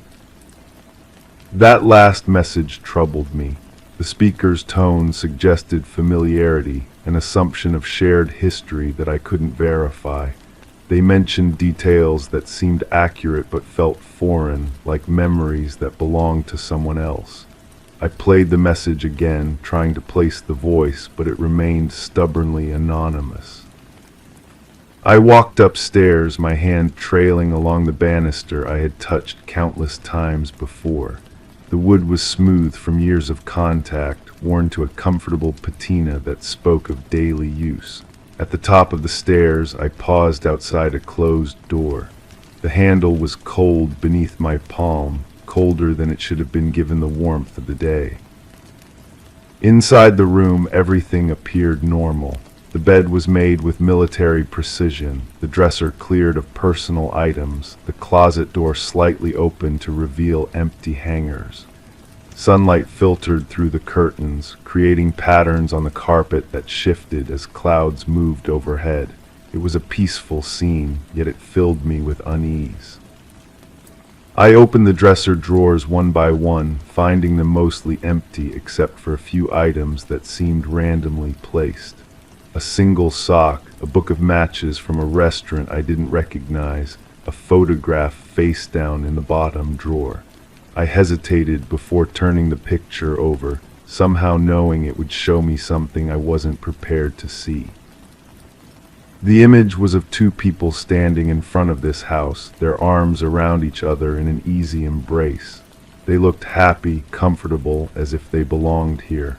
I recognized the setting but not the faces, though something about their posture suggested intimacy with both the location and each other. The photograph had the slightly faded quality of an image taken some time ago, but not so long as to seem historical. I placed the picture back where I found it and closed the drawer. The room felt smaller now, as if the walls had moved inward while I wasn't paying attention. I left quickly, pulling the door shut behind me with more force than necessary. Downstairs, I noticed the back door had closed. I didn't remember shutting it, but perhaps the wind had been stronger than I realized. The kitchen felt warmer without the cross breeze, more enclosed. I poured another cup of coffee and discovered the pot was nearly empty, though I could have sworn it had been full. The mail still waited on the entryway table, its presence somehow more insistent now. I picked up the envelope with the familiar return address and examined it more closely. The postmark was smudged but recent, the paper slightly heavier than standard correspondence. I could feel something rigid inside, not just a letter, but perhaps a card or photograph. I set it down unopened and walked to the front window. The street appeared normal, suburban quiet, punctuated by the occasional passing car or pedestrian.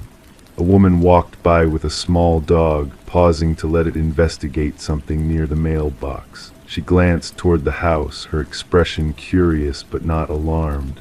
I stepped back from the window before she could see me watching. The telephone rang again. This time I answered, lifting the receiver with a steady hand despite the acceleration of my heartbeat. The caller said nothing, but I could hear breathing on the other end, the faint sound of someone present but unwilling to speak.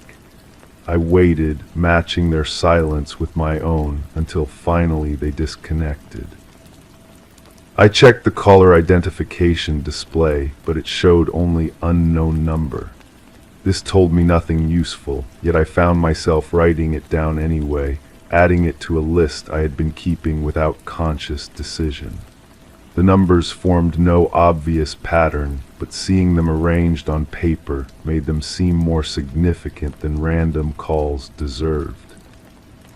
The afternoon light was changing, growing longer and more golden as it slanted through the windows. Dust motes danced in the beams, visible reminders of the constant motion that exists even in apparent stillness. I watched their lazy circulation and thought about the imperceptible ways things change when we're not looking. I decided to examine the basement, though I couldn't articulate why this seemed necessary. The stairs descended into coolness and the smell of concrete and old wood. A single bulb provided illumination, casting harsh shadows that seemed to move independently of their sources. The space was largely empty except for the usual basement fixtures, a water heater, electrical panel, some storage boxes stacked against one wall. The boxes were labeled in handwriting I didn't recognize, though the words themselves were clear enough. Holiday decorations, winter clothes, books, personal items. I opened one marked miscellaneous and found it filled with objects that seemed random yet somehow connected. A coffee mug with a chip in the handle, a keychain with too many keys, a small notebook filled with appointments and reminders written in that same careful script I had seen on the envelope upstairs. I flipped through the notebook's pages, reading fragments of a life I couldn't place. Dentist appointments, grocery lists, reminders to call various people whose names meant nothing to me. The handwriting was consistent throughout, suggesting a single author, but the voice that emerged from these mundane notations felt foreign. One entry caught my attention: check locks on back door. It was underlined twice, as if the writer had returned to emphasize its importance. Below it, in different ink, someone had added, door won't stay closed. The second notation was in the same handwriting but seemed hurried, less controlled. I closed the notebook and returned it to the box, but the words stayed with me as I climbed back upstairs. The back door was still closed, but I tested the handle anyway. It turned easily, perhaps too easily. The mechanism felt loose, as if the internal components had worn beyond their intended tolerances. Outside, the backyard stretched away from the house in neat geometric patterns. The lawn was recently mowed, the hedges trimmed to uniform height. Someone had been maintaining this space, keeping it presentable despite the house's apparent emptiness. I wondered who had taken on this responsibility and why. The neighbor's dog began barking again, the same rhythmic pattern I had heard earlier. I looked toward the sound and saw the animal standing at the fence line, its attention focused on something in my yard. I followed its gaze but saw nothing unusual, just the familiar landscape of grass and shrubs and the old oak tree whose roots continued their slow destruction of the sidewalk. I walked back inside, leaving the door open again. The house felt different with this connection to the outside world, less isolated but somehow more vulnerable. Air moved through the rooms now, carrying sounds and scents that reminded me the world continued beyond these walls. The stack of mail seemed to have grown, though I was certain no delivery had occurred since morning. I counted the pieces and found the same number as before, but they appeared arranged differently, as if someone had sorted through them and replaced them in a new order. The envelope with the familiar return address was now on top, its presence impossible to ignore. I carried it to the kitchen and set it on the counter while I prepared another cup of coffee. The ritual of measuring grounds and adding water provided a comfortable routine, something concrete and manageable in a day that felt increasingly uncertain. As the coffee brewed, I studied the envelope from different angles, as if its secrets might be revealed through careful observation. The return address was handwritten in the same script I had seen in the notebook. The street name was familiar, though I couldn't place the specific location. The zip code suggested a nearby area, close enough for personal delivery if necessary. I wondered why this correspondence had been mailed rather than delivered directly. My reflection was interrupted by a sound from upstairs, a soft thud as if something had fallen. I listened carefully but heard nothing more. Old houses settle constantly, their joints and supports adjusting to changes in temperature and humidity. Yet this sound seemed different, more purposeful than random structural movement. I climbed the stairs slowly, pausing at each step to listen. The house remained silent except for the familiar creaks of my own movement. At the top, I noticed the closed door was slightly ajar, though I was certain I had pulled it fully shut. The gap was narrow, just wide enough to suggest the latch hadn't quite caught. I pushed the door open and found the room unchanged except for the photograph, which now lay face up on the dresser. The image of the two people seemed more vivid in this light, their smiles more pronounced, their connection more evident. I was certain I had left it in the drawer, but memory can be unreliable, especially when filtered through stress and uncertainty. I picked up the photograph and studied the faces more carefully. The woman had dark hair and kind eyes, the sort of person who would remember your birthday and ask about your health. The man was taller, his arm protective around her shoulders, his expression suggesting quiet confidence. They looked like people who belonged together, who had found their place in the world. Behind them, the house appeared exactly as it did now, down to the color of the shutters and the position of the mailbox. Even the oak tree was visible in the background, though it seemed smaller, less dominant. The photograph was a record of this place in happier times, when it had been home to people who cared for it and each other. I set the picture back on the dresser and left the room, pulling the door firmly shut behind me. This time I tested the latch to ensure it had caught properly.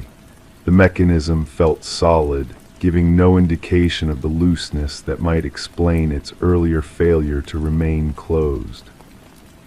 Downstairs, the coffee had finished brewing. I poured a cup and added cream, watching the dark liquid lighten to a more palatable shade. The aroma was comforting, a constant in a day full of small mysteries and unexplained changes. I carried the cup to the living room and settled into the chair that faced the front window. From this position, I could observe the street while remaining largely invisible to anyone outside. The afternoon was progressing toward evening, and the light was beginning to take on the golden quality that photographers prize. A few more cars passed, their occupants invisible behind tinted glass and the angle of the sun. The telephone rang again, but this time I let the answering machine handle it. After the beep, a voice I recognized but couldn't place began speaking. They mentioned the house, asked about my plans, suggested we should talk soon. The tone was friendly but carried an undercurrent of concern, as if the caller knew something I didn't. I played the message back twice, trying to extract meaning from the careful words and measured tone. The speaker seemed to know me well, referencing shared experiences I couldn't recall and mutual acquaintances whose names meant nothing to me. Yet their familiarity felt genuine, not the false intimacy of a stranger with an agenda. The envelope still waited on the kitchen counter, its presence a constant reminder of unfinished business. I finally decided to open it, using a knife to slice cleanly through the seal. Inside, I found a single sheet of paper wrapped around a small key. The letter was brief, written in the same careful script I had seen before. The message was simple but troubling. It referenced things I should remember but didn't, people I should know but couldn't identify. It spoke of responsibility and consequences, of choices that couldn't be undone. The tone was not accusatory but sad, as if the writer had hoped for a different outcome. The key was small and brass, the kind used for jewelry boxes or desk drawers. It showed signs of regular use, its edges worn smooth by countless turnings. I held it up to the light and noticed tiny scratches that might have been deliberate markings, though I couldn't decipher their meaning. I searched the house methodically, looking for a lock that might match this key. I tried desk drawers, jewelry boxes, filing cabinets, anything that might require such a specific tool. Most were already open or secured with different mechanisms. The key remained stubbornly purposeless, a solution without a visible problem. As evening approached, the house grew darker. I switched on lamps throughout the rooms, creating pools of warm light that pushed back the shadows but couldn't eliminate them entirely. The contrast between illuminated and dark areas seemed more pronounced now, as if the darkness had substance and weight. I returned to the basement, thinking the key might belong to something stored there. The boxes yielded nothing new, but I noticed a small door I had missed earlier, partially hidden behind the water heater.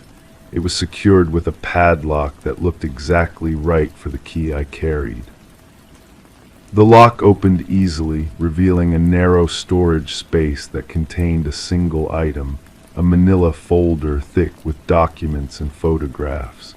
I carried it upstairs to better light and spread its contents across the kitchen table. What I found there changed everything I thought I understood about this house and my place in it. The documents told a story I couldn't remember but couldn't deny. They spoke of events that should have been significant, decisions that should have been memorable, people who should have mattered. Yet they felt like artifacts from someone else's life, evidence of experiences that belonged to a stranger who happened to share my circumstances. The photographs were more troubling still. They showed scenes I should have recognized, moments I should have treasured, faces I should have loved. In many of them I appeared as a central figure, clearly present and engaged, yet I felt no connection to the person I saw there. One image particularly disturbed me. It showed the back door of this house, but the door was damaged, its frame splintered as if forced. Standing nearby was a figure whose face was obscured by shadow, but whose posture suggested familiarity with the scene. The photograph seemed to document something significant, but its meaning remained opaque. I gathered the documents and photographs, unsure what to do with this unwelcome knowledge. The evidence suggested a history I couldn't access, responsibilities I couldn't acknowledge, connections I couldn't feel. Yet their existence was undeniable, as concrete as the key that had unlocked their hiding place. The back door was open again, though I had no memory of opening it. The evening air carried new scents now, cooler and more complex than the afternoon's warmth. Somewhere in the distance I could hear voices, though I couldn't make out their words or determine their source. I stood in the doorway, neither fully inside nor completely outside, suspended between the familiar space of the house and the uncertain territory beyond. The boundary felt significant somehow, as if crossing it in either direction would commit me to something I wasn't prepared to accept. The neighbor's dog had stopped barking, but I could see it still standing at the fence, its attention focused in my direction. Its stillness seemed more unsettling than its earlier agitation, as if it were waiting for something to happen or someone to appear. I closed the door and tested the lock, finding it as loose as before. The mechanism would need repair or replacement, but such maintenance seemed pointless now. Some things I was beginning to understand were meant to remain open, regardless of our preferences or fears.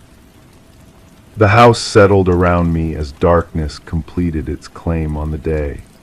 The familiar sounds of cooling wood and adjusting joints provided a comforting rhythm, but underneath them I detected something new. The soft whisper of air moving through spaces that should have been sealed, the gentle rustle of papers disturbed by breezes that shouldn't exist. I returned to the living room and sat in the chair by the window, though there was little left to see outside. The street lamps had come on, creating circles of light that emphasized the darkness between them.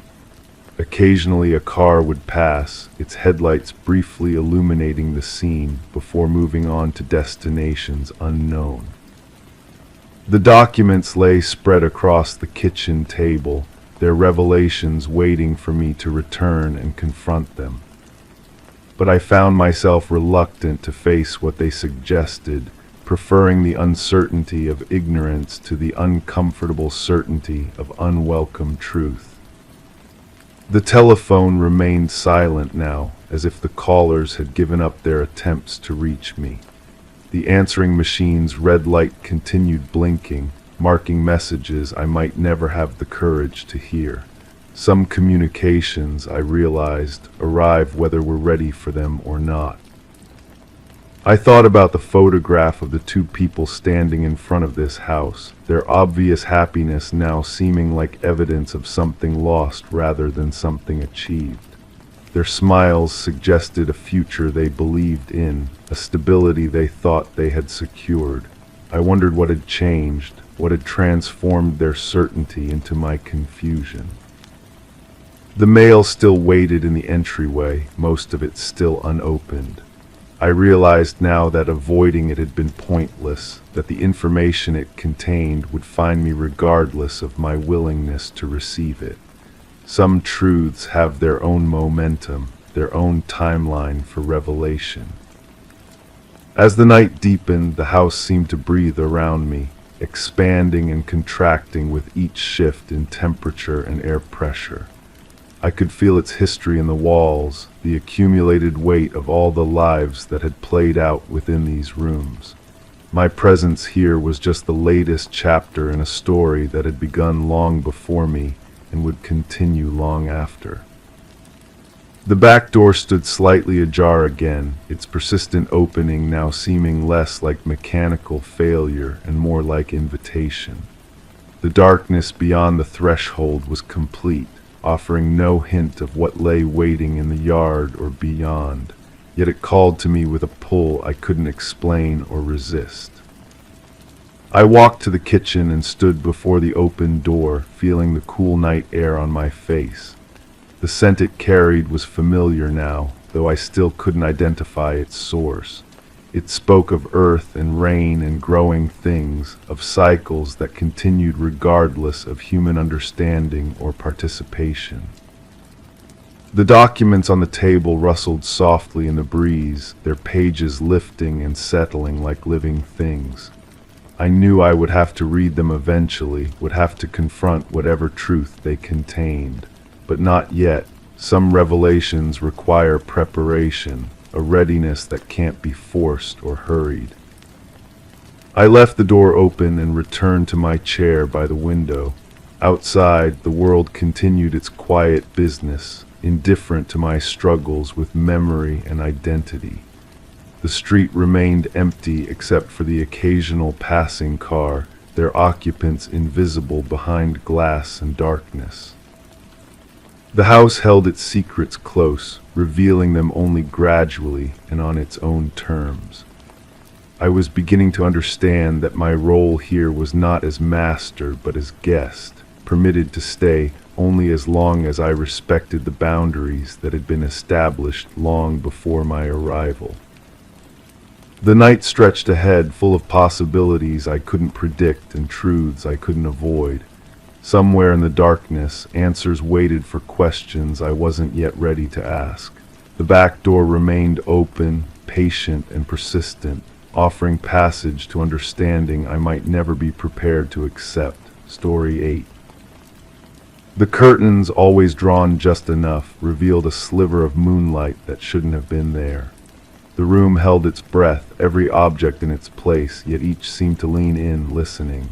A clock ticked, insisting on marking time that refused to pass. I watched the shadows stretch across the floor, reaching longer than they should. Each second felt heavier, pulling at the seams of my patience. The air whispered secrets too softly to catch, too urgent to ignore. And then, as if on cue, a draft of cold air swept through, nudging the curtains wider, leaving half the room in unexpected eclipse. I keep returning to that night, though I'm not certain which night it was anymore. They blur together like watercolors in rain. The sound of footsteps on gravel outside measured, deliberate, or perhaps it was my own heartbeat echoing against the walls. Memory has a way of rewriting itself, doesn't it? Each time I revisit the scene, something shifts. A detail sharpens while another fades. The curtains were blue, I think, or green, dark enough to hide what needed hiding. The phone call came during dinner. Cold soup, forgotten bread. Her voice trembled through the receiver, words tumbling over each other like stones down a hill. She needed to see me. Tonight. Something about the way she said it made my spine straighten, made the ordinary room feel suddenly fragile. I drove through empty streets, past houses with glowing windows that looked like eyes. The radio played static between stations, a white noise that matched the buzzing in my head. When I arrived, her car wasn't in the driveway. The porch light flickered, casting unstable shadows that danced across the welcome mat. I waited. 15 minutes, 20.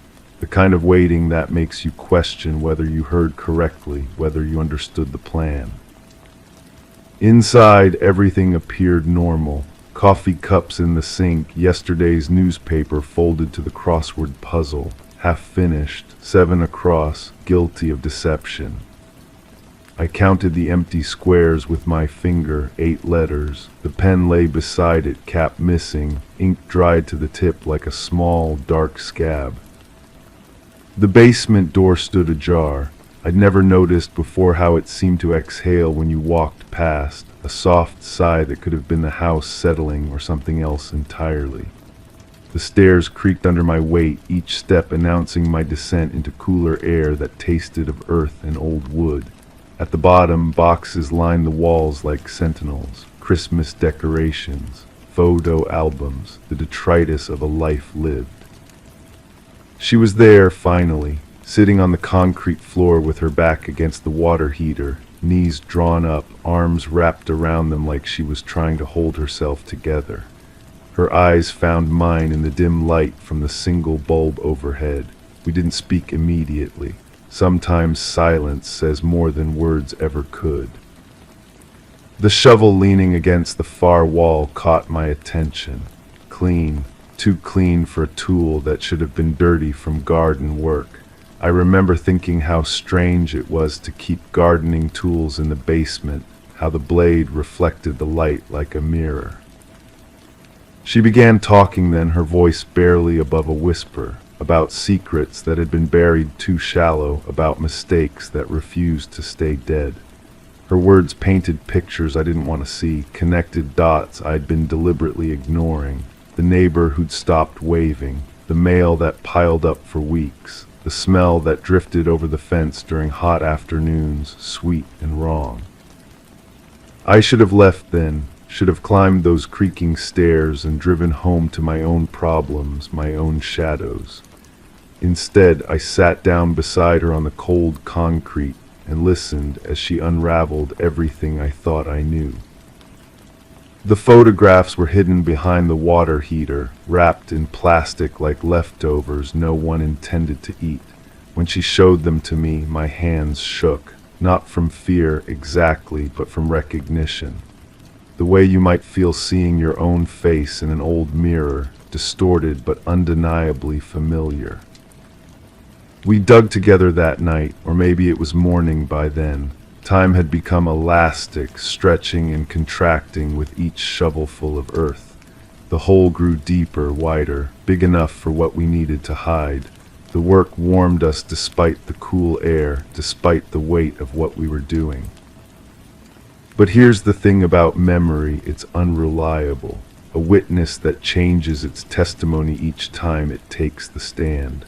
Sometimes I remember her crying as we worked. Other times she was laughing, a sound like breaking glass in the darkness. Sometimes the hole was already there when we arrived, waiting like an open mouth. The drive home exists in fragments, streetlights strobing past the windshield, the radio playing a song I'd heard before but couldn't name. My hands on the steering wheel, dirt still caked under my fingernails despite washing them in her kitchen sink. The soap had smelled like lemons, artificial and too bright for what we'd just done. I shower for a long time when I get home, watching brown water swirl down the drain. The hot water runs out before I feel clean. In the mirror, my reflection looks unfamiliar, like someone wearing my face but not quite getting the expression right. I practice smiling, frowning, looking surprised. None of it feels authentic. The newspaper arrives as always, landing with a soft thud on my front step. I scan the headlines while coffee brews, looking for something I hope not to find. Missing person reports, suspicious circumstances, questions that might lead to uncomfortable answers, but there's nothing. Just the usual litany of small-town concerns and weather forecasts. She calls again eventually. Her voice sounds different now, lighter somehow, as if we'd shared more than just a secret. She wants to meet for lunch, to talk about normal things like normal people do. I agree, though nothing feels normal anymore. The restaurant is crowded, full of conversations that seem too loud, laughter that rings false. She orders soup. I watch her eat, noting how her hands no longer shake. The police officer at the next table pays his check and leaves without looking our way. but I feel watched anyway, as if the walls have developed eyes, as if every casual glance carries weight and suspicion. Paranoia, probably, the natural consequence of carrying knowledge that wasn't meant to be carried.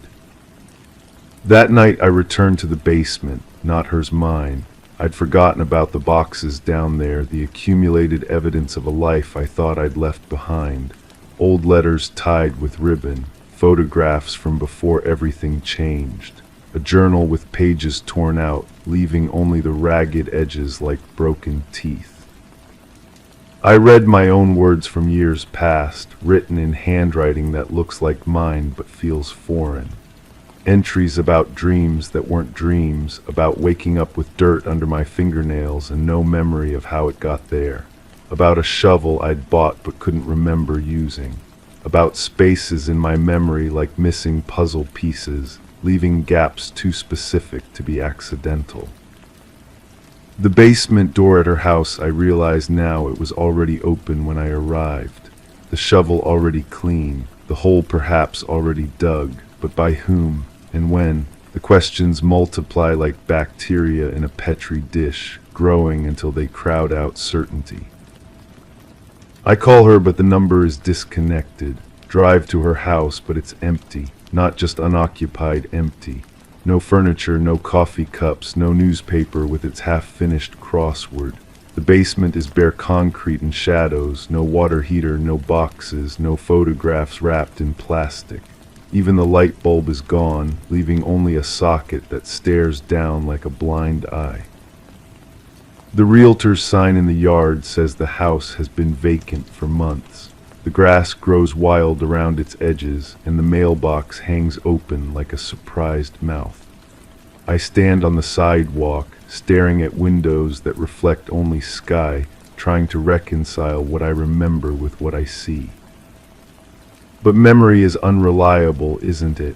A witness that changes its story. Sometimes I think I dreamed it all, the phone call, the basement, the photographs, the digging. Sometimes I'm certain it happened exactly as I remember.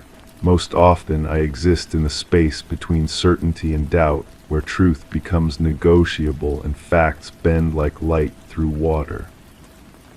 The curtains in my own house hang just as they always have, drawn enough to let in light but not revelation. I sit in the chair by the window and watch shadows stretch across the floor, reaching longer than they should. The clock ticks, marking time that refuses to pass. And sometimes, when the wind is right, I catch the scent of earth and something sweeter, something that makes me check my fingernails and wonder what stories they might tell if they could speak. Story 9. It smelled like smoke, the kind that lingers in fabric long after the fire has died. I stopped mid-stride in the hallway, the air around me thinning, as if surrendering its presence. The scent was faint yet intrusive, weaving through the sterile scent of the office like a ghost sliding into a familiar haunt. Nothing here should carry that trace, not among the metal desks and fluorescent lights. I moved toward the source, drawn toward the window where shadows played without shape. The smell thickened as I neared, fraught with an urgency I couldn't place. It was a scent I hadn't encountered since the night the silence burned, and now it was back, demanding acknowledgement, refusing to fade away. The window was open. Had I opened it, my fingers traced the metal frame, cold against my skin. Someone had been here before me, someone who carried that smell in their clothes, their hair, their breath. The realization came slowly, like water seeping through cracks I didn't know existed. I remember fragments now, pieces that don't quite fit together the way they should. There was a conversation, wasn't there? Someone standing exactly where I stand now, their silhouette framed against the glass. They were saying something important, something I needed to remember, but the words dissolve whenever I reach for them. You know what happened that night. The voice echoes in my head, but I can't place who said it or when. Was it recent? Was it years ago? The smoke smell grows stronger, and I realize I'm holding my breath. The office looks different in this light. The familiar becomes foreign, like walking through your childhood home and finding all the furniture rearranged. My desk, the one I've sat at for so long, seems positioned wrong somehow. The chair faces the window at an angle that makes no sense. Who moved it? When? I try to reconstruct the sequence of events that brought me here, but the timeline fractures. There was a phone call, I think. Someone breathing on the other end before hanging up, or maybe that was a dream. Maybe all of this is a dream, and I'm still asleep somewhere else, somewhere safe. But the smoke smell is too real, too specific. It carries weight, memory, guilt.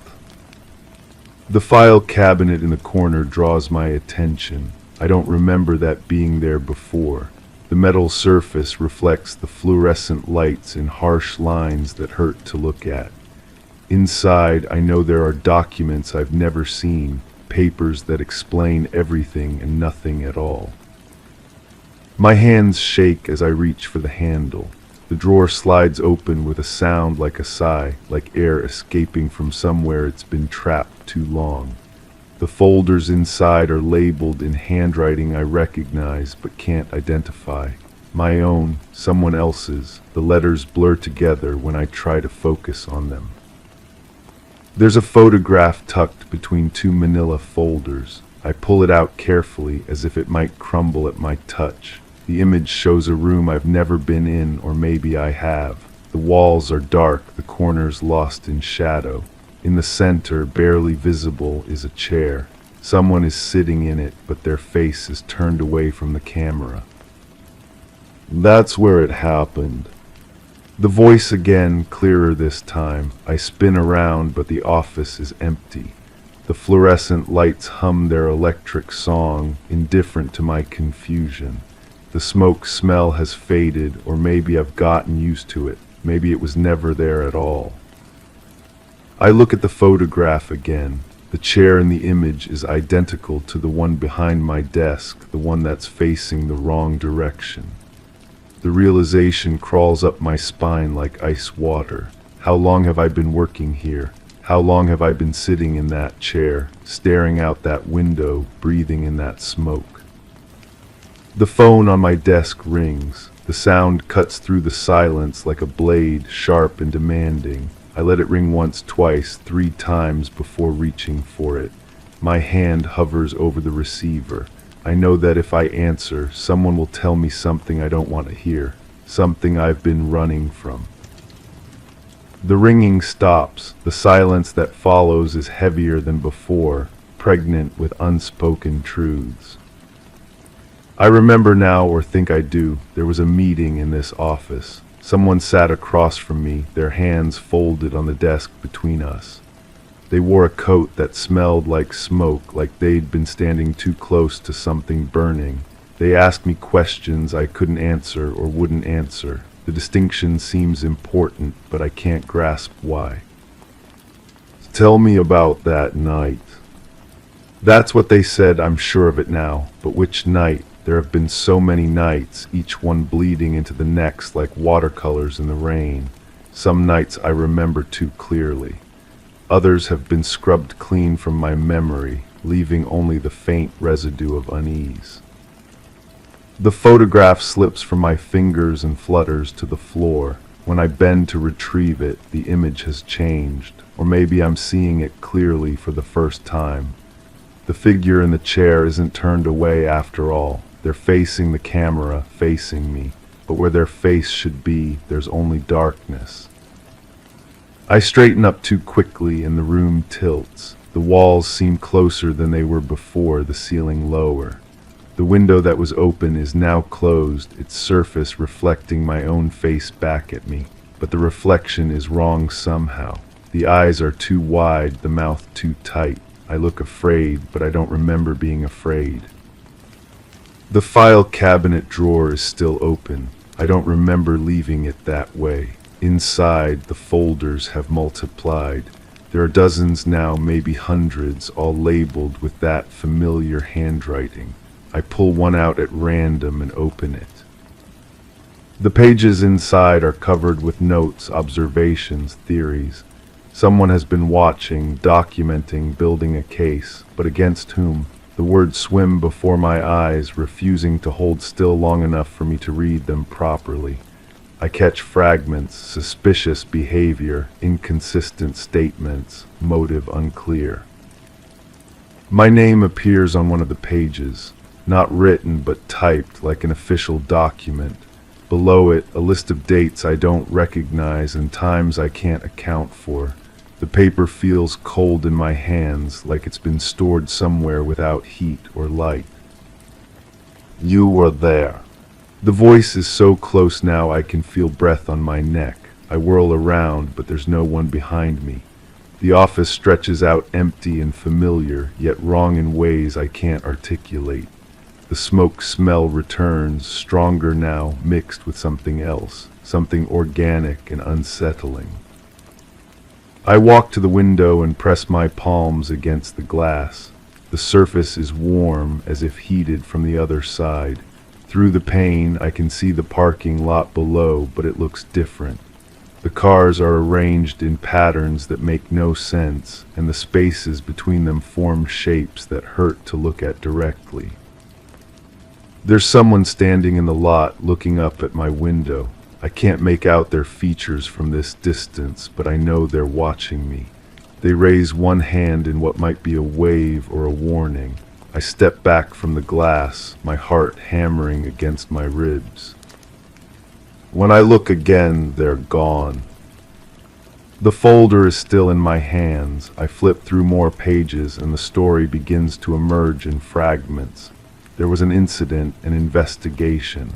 People asking questions, demanding answers I didn't have or couldn't give. The details blur together, but the shape of something terrible begins to form in the spaces between words. I find a transcript of an interview. The questions are printed in neat, official font, but the answers are handwritten in that same familiar script. My voice, captured on paper, saying things I don't remember saying. I don't recall being there that night. I may have been mistaken about the time. It's possible I was confused. Each response is careful, measured, designed to reveal nothing while admitting everything. The voice on the page sounds guilty even when claiming innocence, especially then. The phone rings again. This time I answer without hesitation, as if my hand moves of its own accord. Hello. Silence on the other end, but not empty silence. The kind filled with presence, with someone listening and deciding whether to speak. In the background, I hear something that might be wind or might be whispering. I know you remember. The line goes dead. I set the receiver down carefully, as if sudden movements might shatter whatever fragile reality I'm clinging to. The smoke smell is everywhere now, soaked into the walls, the furniture, my clothes. I wonder if I've been carrying it with me all along, an invisible mark that others can detect, but I've learned to ignore. The photograph on the floor has changed again. Now it shows the same room, but from a different angle.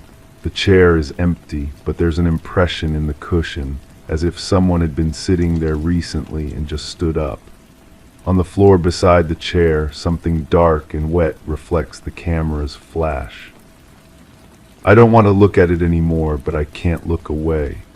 The image pulls at something deep in my memory, something I've been trying to forget.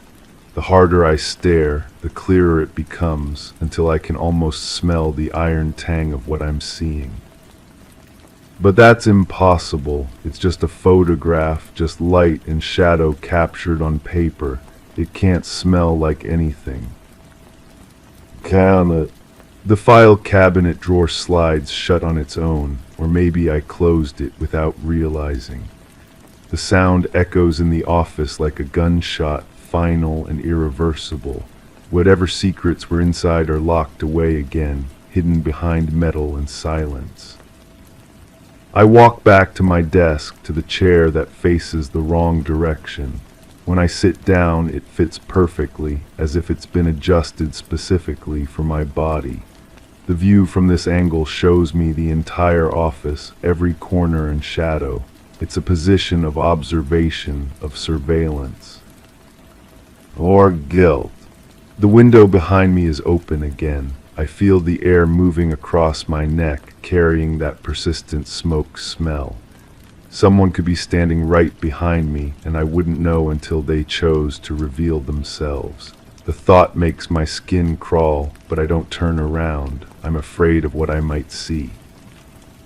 Or what mights I mean. The office grows darker as I sit there, though I can't tell if the sun is setting or if the lights are dimming. The shadows stretch longer, reaching toward me like fingers. In their depths, I glimpse movement that might be rats or might be memories scurrying away from the light. I try to remember what I did yesterday, last week, last month. The timeline refuses to cooperate. Events float free of chronology, bumping against each other in ways that create sparks of recognition but no real understanding. There was a conversation, a confrontation, a choice that changed everything. But which came first, which caused the others? The smoke smell grows stronger, and I realize it's not coming from the window. It's coming from me, from my clothes, my hair, my skin. I've been carrying it all along, a permanent reminder of something I've tried to forget. You can't run forever.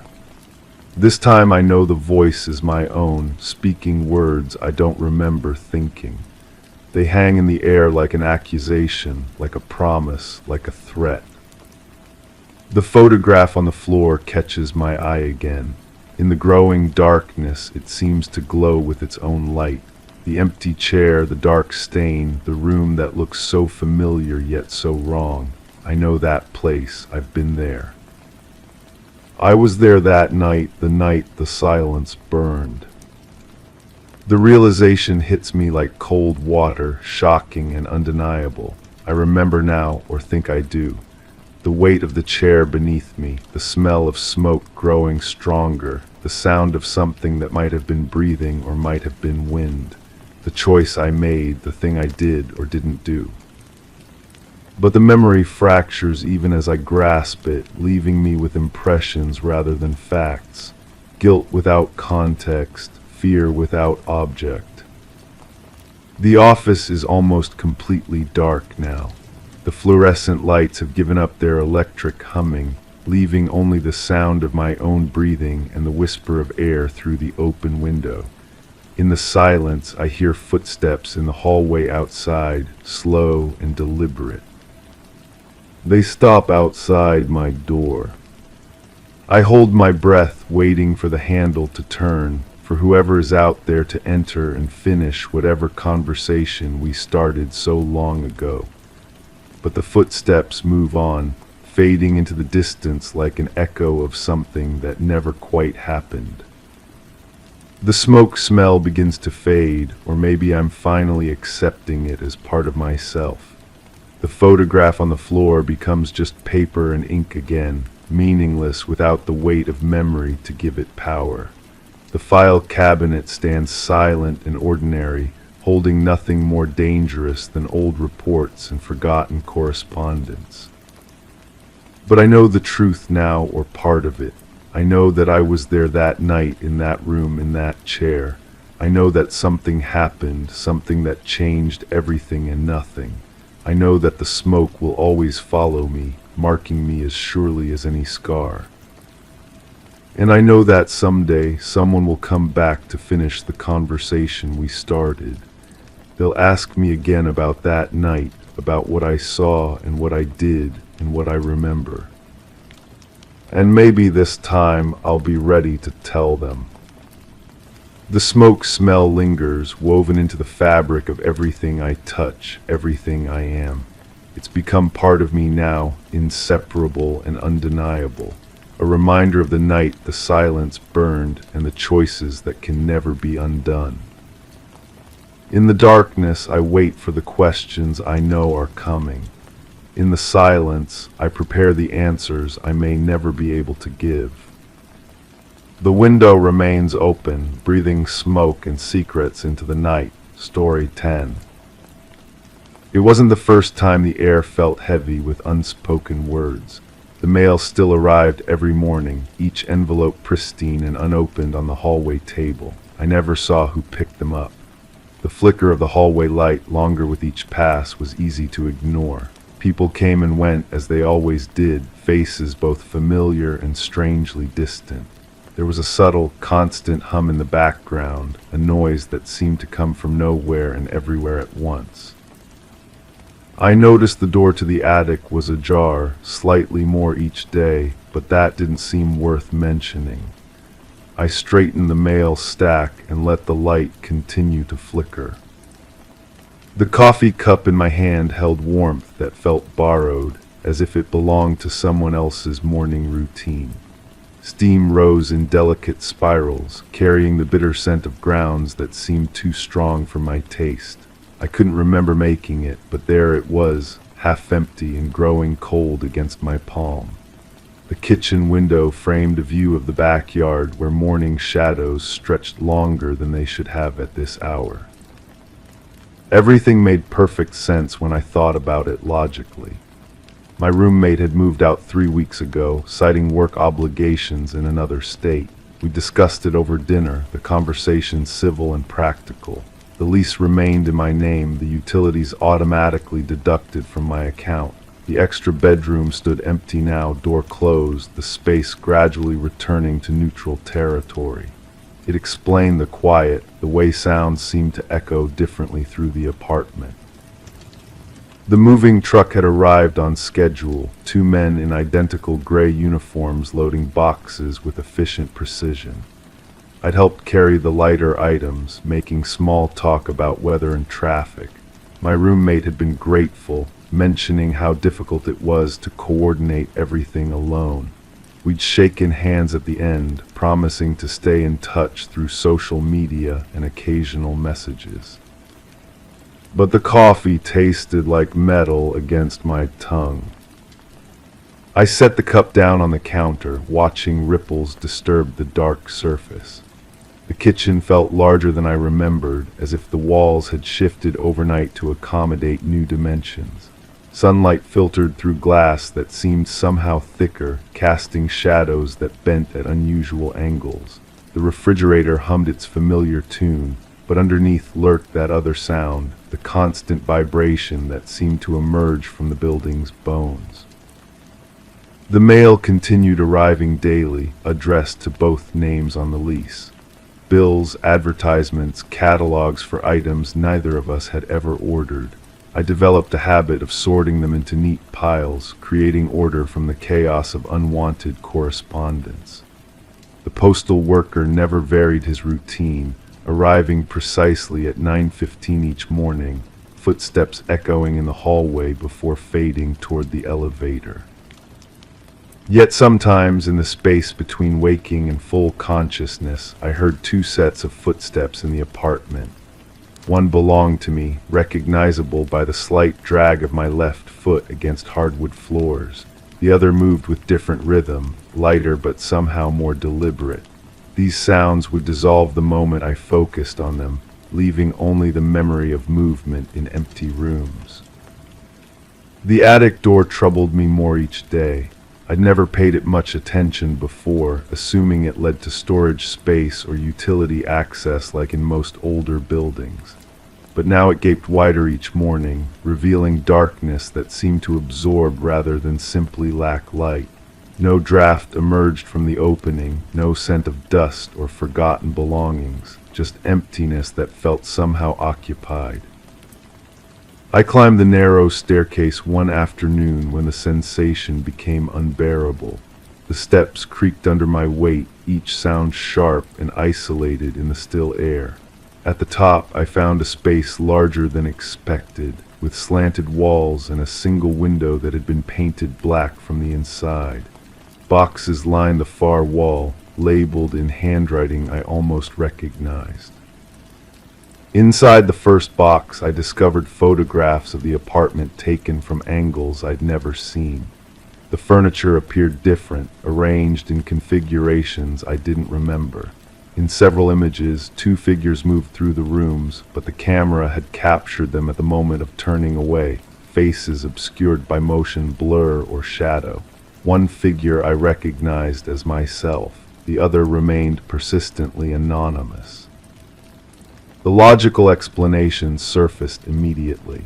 My roommate must have been documenting the space for insurance purposes or perhaps creating a record for the security deposit return.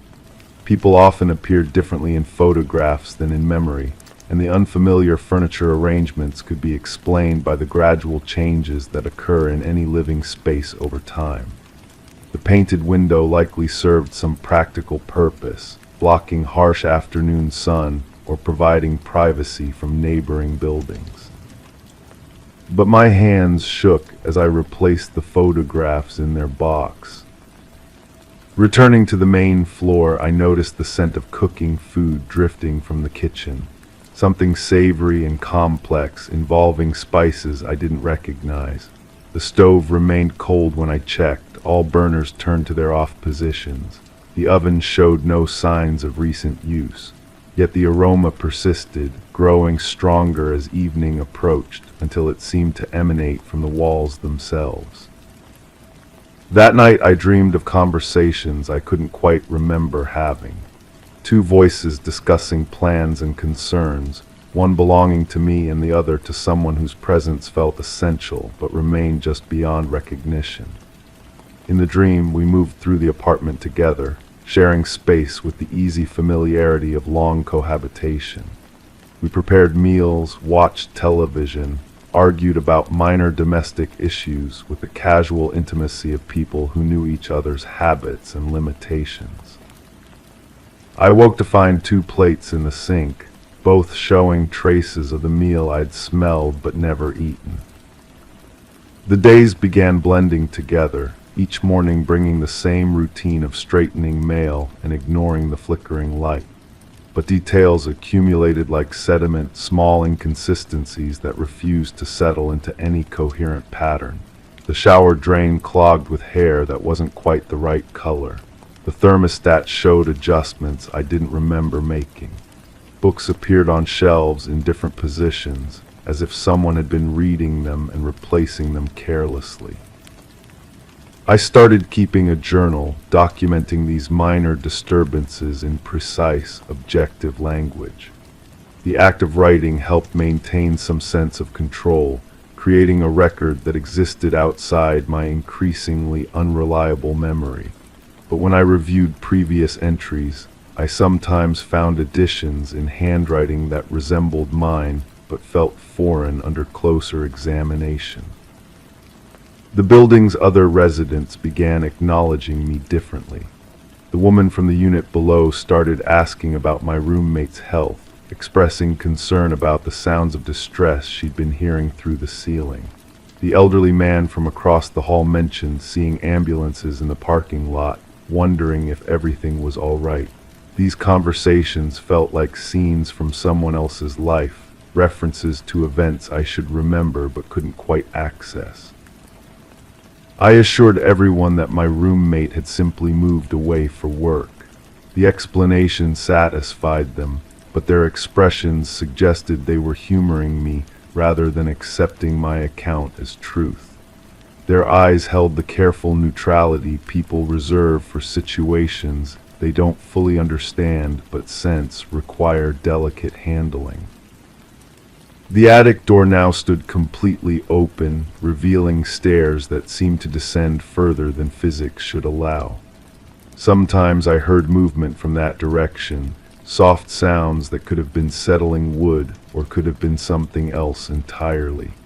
The painted window in the upper room had begun showing cracks in its black coating, allowing thin lines of light to penetrate the darkness. Through these cracks I glimpsed fragments of scenes that made no sense. The apartment as it appeared in the photographs, but occupied by figures whose movements seemed wrong somehow, too quick or too slow, lacking the natural rhythm of ordinary human activity. These visions lasted only seconds before the cracks sealed themselves, leaving me staring at solid black paint that showed no signs of damage. The coffee cup appeared in my hand again one morning, filled with liquid that tasted like copper and regret. This time I was certain I hadn't prepared it, hadn't even entered the kitchen since waking. Yet there it was, warm and bitter and somehow necessary. I drank it despite the metallic taste, feeling it settle in my stomach like a stone. In the mirror above the bathroom sink, my reflection sometimes showed two figures standing side by side. The second figure remained indistinct, more suggestion than substance, but undeniably present. When I turned to look behind me, I found only empty space and the lingering sense of having missed something important by seconds. The mail had stopped arriving, though I continued to find envelopes on the hallway table each morning. These letters bore no postmarks, no return addresses, just names written in that almost familiar handwriting. Inside, I discovered fragments of conversations, pieces of a correspondence I couldn't remember participating in but somehow recognized. The topics ranged from mundane domestic concerns to expressions of worry about health and state of mind. One letter contained a single sentence that made my hands tremble. The doctors say the medication should help with the episodes, but I'm not sure you're taking it. I searched the apartment for prescription bottles, finding them eventually in the back of the bathroom cabinet. The labels bore my name but referenced conditions I didn't remember being diagnosed with. The medication names were unfamiliar, their purposes mysterious. According to the dates, I should have been taking them for months. But I felt fine, confused perhaps, but not ill. The growing strangeness of my situation seemed like a reasonable response to unusual circumstances rather than symptoms of any medical condition. The simplest explanation remained that my roommate had moved away, leaving behind traces that would fade with time. Everything else was just the normal process of adjustment to living alone. Yet I found myself standing in the kitchen at 3 a.m, holding a knife I didn't remember picking up, staring at shadows that moved independently of any light source.